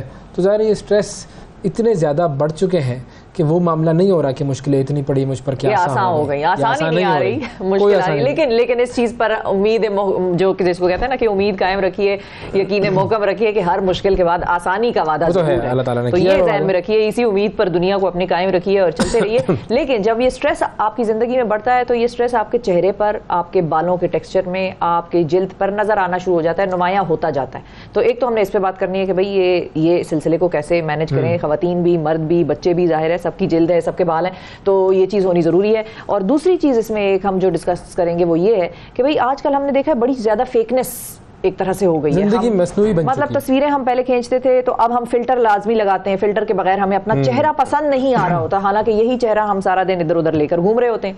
हाँ। और देखने वाले तो हमें इसी चेहरे पे याद रखते हैं और जानते हैं, लेकिन हमें अपनी तस्वीरें फिल्टर में देखने का शौक। आपको मेकअप वाले में देखते हैं, हाँ, लेकिन बगैर मेकअप के भी मैं गुजारा कर ही जाती हूँ, मैं हाँ। ठीक हूँ। लेकिन ये कि फिल्टर हमारी जिंदगी का एक ऐसा हिस्सा बन गया जिससे कि हम बहुत ज्यादा जिसको कहते हैं कि इस्तेमाल करने लगे हैं और हमें रियलिटी अपनी पसंद नहीं आती। इस पर हमने करनी बात। हमारे साथ मौजूद है जी डॉक्टर समन वसीम, जो कि एस्थेटिक डर्मेटोलॉजिस्ट है, एस्थेटिक फिजिशियन। ये एक बहुत मुश्किल सा एक डेजिग्नेशन है, लेकिन इस पर हम बात करेंगे। अस्सलाम वालेकुम जी। वालेकुम अस्सलाम, बहुत शुक्रिया समन साहिबा, आपने वक्त निकाला। ये बताएं मेंटल हेल्थ और बिजली के बिल, ये स्ट्रेस, महंगाई, करंट सिचुएशन, इसका क्या कनेक्शन है और कैसे कैसे ये हमारी स्किन को डैमेज करती है? मुझे लगता है कि फ्रस्ट्रेशन तो बिल्ड हो रही है फॉर श्योर हमारे हर बंदे के माइंड में। और ये नहीं है, पहले हमारा था कि जी सिर्फ लोअर क्लास इफेक्ट हो रहा है, अब तो मिडिल क्लास बल्कि अपर क्लास भी इफेक्ट हो रहा है। हमारी जो भी मसाइल हमारे मुल्क के मसाइल हैं, सो इसके साथ हम लोगों को लगता है, आप लोगों को भी लगता होगा कि लाइक एक स्किन वाले को क्या प्रॉब्लम होगी फॉर श्योर। अब जब स्ट्रेस बढ़ता है तो ऑटोमेटिकली स्किन से रिलेटेड सब चीज़ें बढ़ जाती हैं। सही, ठीक है। उसमें starting from your dryness, dermatitis, आपकी इवन आपके एक्जिमास, इवन आपकी डैंड्रफ, आपके एजिंग प्रोसेस, आपके डार्क सर्कल, आपकी स्लीप डिप्रीवेशन, हर चीज़ लिंक अप है स्ट्रेस से ना। तो एक तो ये बहुत इंपॉर्टेंट फैक्टर हो गया। हर दूसरे बंदे को हम लोगों का पहले क्या होता था, मेरा नहीं लेकिन मेरे से पहले वाले जो सीनियर्स थे, पेशेंट आया, मेडिसिन लिखी, प्रोसीजर किया, चले गए। मैं कम से कम ये नहीं कर पा रही हूँ क्योंकि मुझे हर पेशेंट के साथ टाइम चाहिए, मुझे एटलीस्ट हाफ एन आवर चाहिए, क्योंकि मुझे उसको पहले काउंसिल करना पड़ता है। अगर वो शादी से पहले आ रहे हैं तो उनके और इश्यूज हैं, क्योंकि everybody is so much into social media कि हम या तो चाहेंगे कि जिससे हमारी हो रही है वो कोई शाहरुख खान टाइप होगा, या मैं कतरीना कैफ हूँ ससुराल वालों के लिए, तो जो मेरे अंदर है हम बदल के रख दें बस सब कुछ। सही है। अब आप सोचें कि रियलिटी में आप कितना चेंज कर सकते हैं एक इंसान को। And nobody is into कि जैसे हम लोग एक बहुत अच्छे सोल और एक बहुत अच्छी अपनी रिलीजन को लेके एक चीजें चल रही थी, उससे हम बहुत दूर हो गए, हम बहुत दूर हो गया। जो दिख रहा है वो चल रहा है बस। वो बंची जो अगर एवरेज है लेकिन वो बहुत अच्छी है बाय हार्ट, लेकिन वो इस प्रेशर में है कि उसका रंग नहीं सही, और वो इस प्रेशर में है कि उसका रंग किसी तरह भी गोरा किया जाए, चाहे वो आईवी ड्रिप से किया जाए। अगर मैं नहीं लगाऊंगी तो कहेगी डॉक्टर समन I am going somewhere else, I want it. Pathan आ रहा है, पठान अपनी बेगम को साथ ला रहा है, एंड दे आर सेइंग कि पठान, जो गोरे हैं बिल्कुल खूबसूरत की इंतहा, पठान जो आप इमेजिन करें। एंड हम नहीं कह सकते उनको, मैं उनको कहती हूँ कि इनको नहीं जरूरत, आप इनको क्यों लगा रहे हैं? वो कहते हैं कि हम कह रहे हैं ना आप लगा दें वरना हम कहीं और से लगवा दें। वो पठानों का तो माशाल्लाह कलर ऐसा होता है, आप देखते हैं, आप कहते हैं कि ये इनको तो अल्लाह ताला ने वो बस पहले से ही आईवी ड्रिपिंग वगैरह लगा के सब बेहतरीन बनाकर पैकेज बनाकर भेजा है, और खूबसूरत लग रहे होते हैं वो माशाल्लाह, पिंक वाइट ये वो। लेकिन बहरहाल वो अच्छा एक चीज़ मुझे बताएं, पहले आपके पास किस तरह के पेशेंट्स आते थे और अब पेशेंट्स किस तरह के मसाइल प्रॉब्लम लेकर आ रहे हैं? So I am working for the past 15 years. So मैंने जो डिफरेंस देखा है, मैं पहले देखती थी कि किसी को बहुत एक्नी हो गई, स्कार्स बहुत, खड्डे बहुत ज़्यादा हैं, वो परेशान है कि शादी हो रही है, खड्डे हैं, इसका क्या कर लें। किसी को 60 प्लस पे झुर्रियाँ बहुत ज़्यादा हैं तो वो कहते हैं जी हमारी इसको थोड़ा सेटल कर दें। लाइक समझ आती थी कि यार, लेकिन ऐसे जैसे आप लोगों के मीडिया में नहीं होता कि you have to maintain yourself, हम लोगों का बिल्कुल इस तरह का अब कुछ माइंडसेट होता जा रहा है। सही है। और लोग आके ये नहीं कहते कि हमें ये चाहिए या ये हमें क्या चाहिए, अगर मैं उनको कहूँगी आपको ये नहीं चाहिए तो दे विल नॉट एक्सेप्ट मानेंगे इट। नहीं। They have a list of things, हमें ये भी चाहिए, हमें ये भी चाहिए, हमें ये भी चाहिए।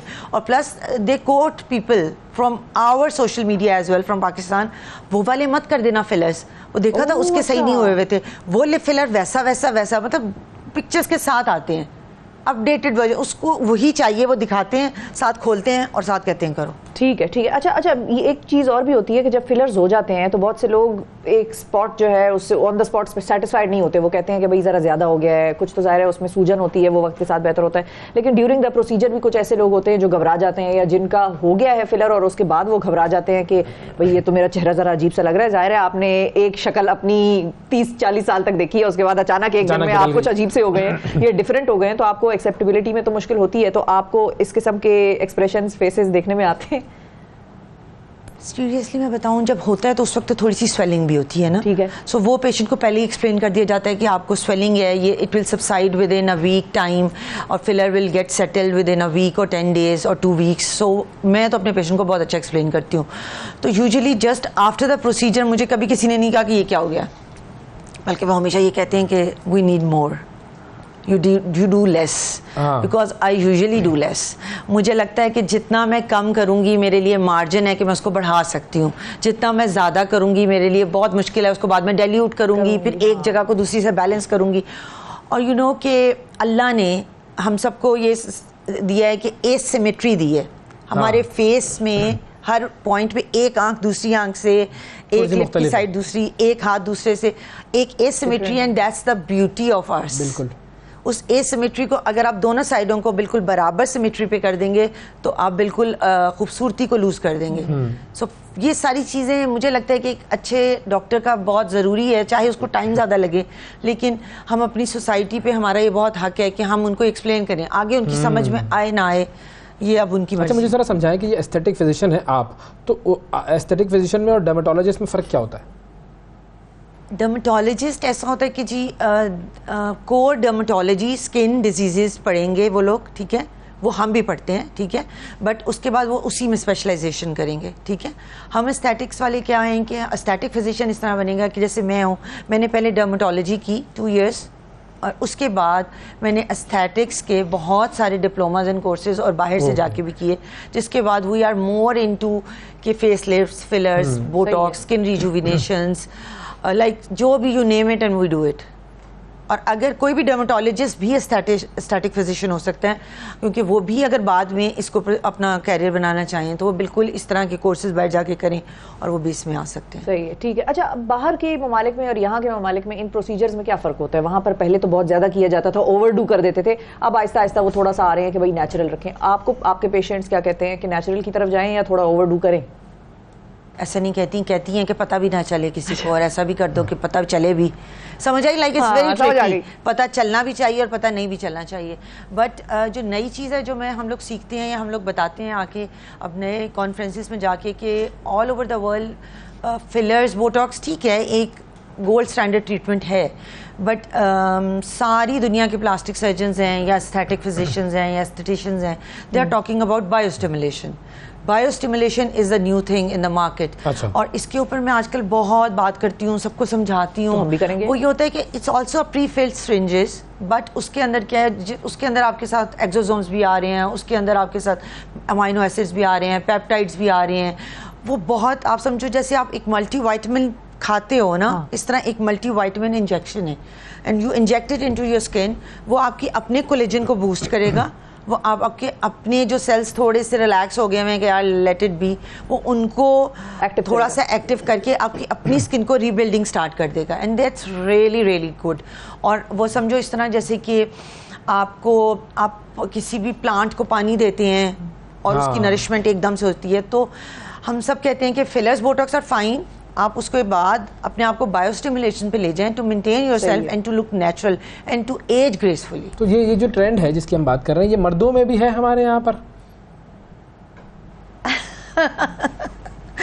ये बिल्कुल है मर्दों में, लेकिन लाइक ऐसे था पहले कि पहले 10 out of 9 खवातीन होती थी और 1% मर्द होते थे। अब लाइक समझो कि 60% खवातीन है और 40% मर्द है। मर्दों के अंदर थोड़ा सा डिफरेंस जो आता है, क्योंकि उनके ये होता है कि यूजुअली हेयर फॉल से रिलेटेड बहुत मसले होते हैं, so they come for the PRPs, Regenera hair treatments, exosomes, thread lifts, इस तरह के कामों के लिए। बोटॉक्स फिलर्स के लिए भी बिल्कुल आते हैं, लेकिन ये है कि उनके अंदर बहुत ज़्यादा ये होता है कि वो लंच ब्रेक टाइम में आते हैं, मोस्टली दे आर इनटू के किसी को भी पता नहीं चलना चाहिए, लाइक समझ आई, उनकी मूवी भी नहीं बनेगी, उनका कोई सोशल मीडिया पे बात नहीं जाएगी, इवन उनके घर में भी शायद किसी को नहीं पता होता कि they are doing something, because I don't know why they are doing it, but they are doing. एक और चीज़ बताएं, शादी से पहले कितने मर्द आते हैं इस तरह के प्रोसीजर्स के लिए और शादी के बाद कितने आते हैं? वेरी नाइस क्वेश्चन, सीरियसली ये, क्योंकि आपको अंदाज़ा होगा इस बात का, बहुत अच्छा, बताएं। क्योंकि शादी से पहले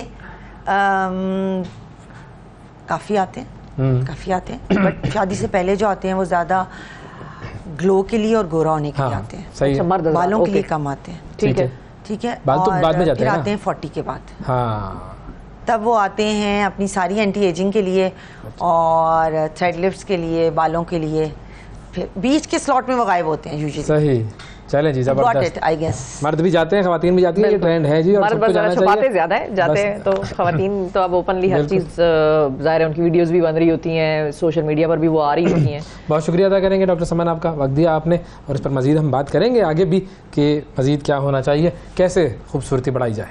ठीक है जी, थैंक यू। बिल्कुल जी, थैंक यू, बहुत शुक्रिया। क्यों, आपने बड़ा अच्छा प्रोग्राम किया आज का। अच्छा नाज़रीन, आज के प्रोग्राम में इतना ही, आपसे कल फिर मुलाकात करेंगे। अल्लाह हाफिज।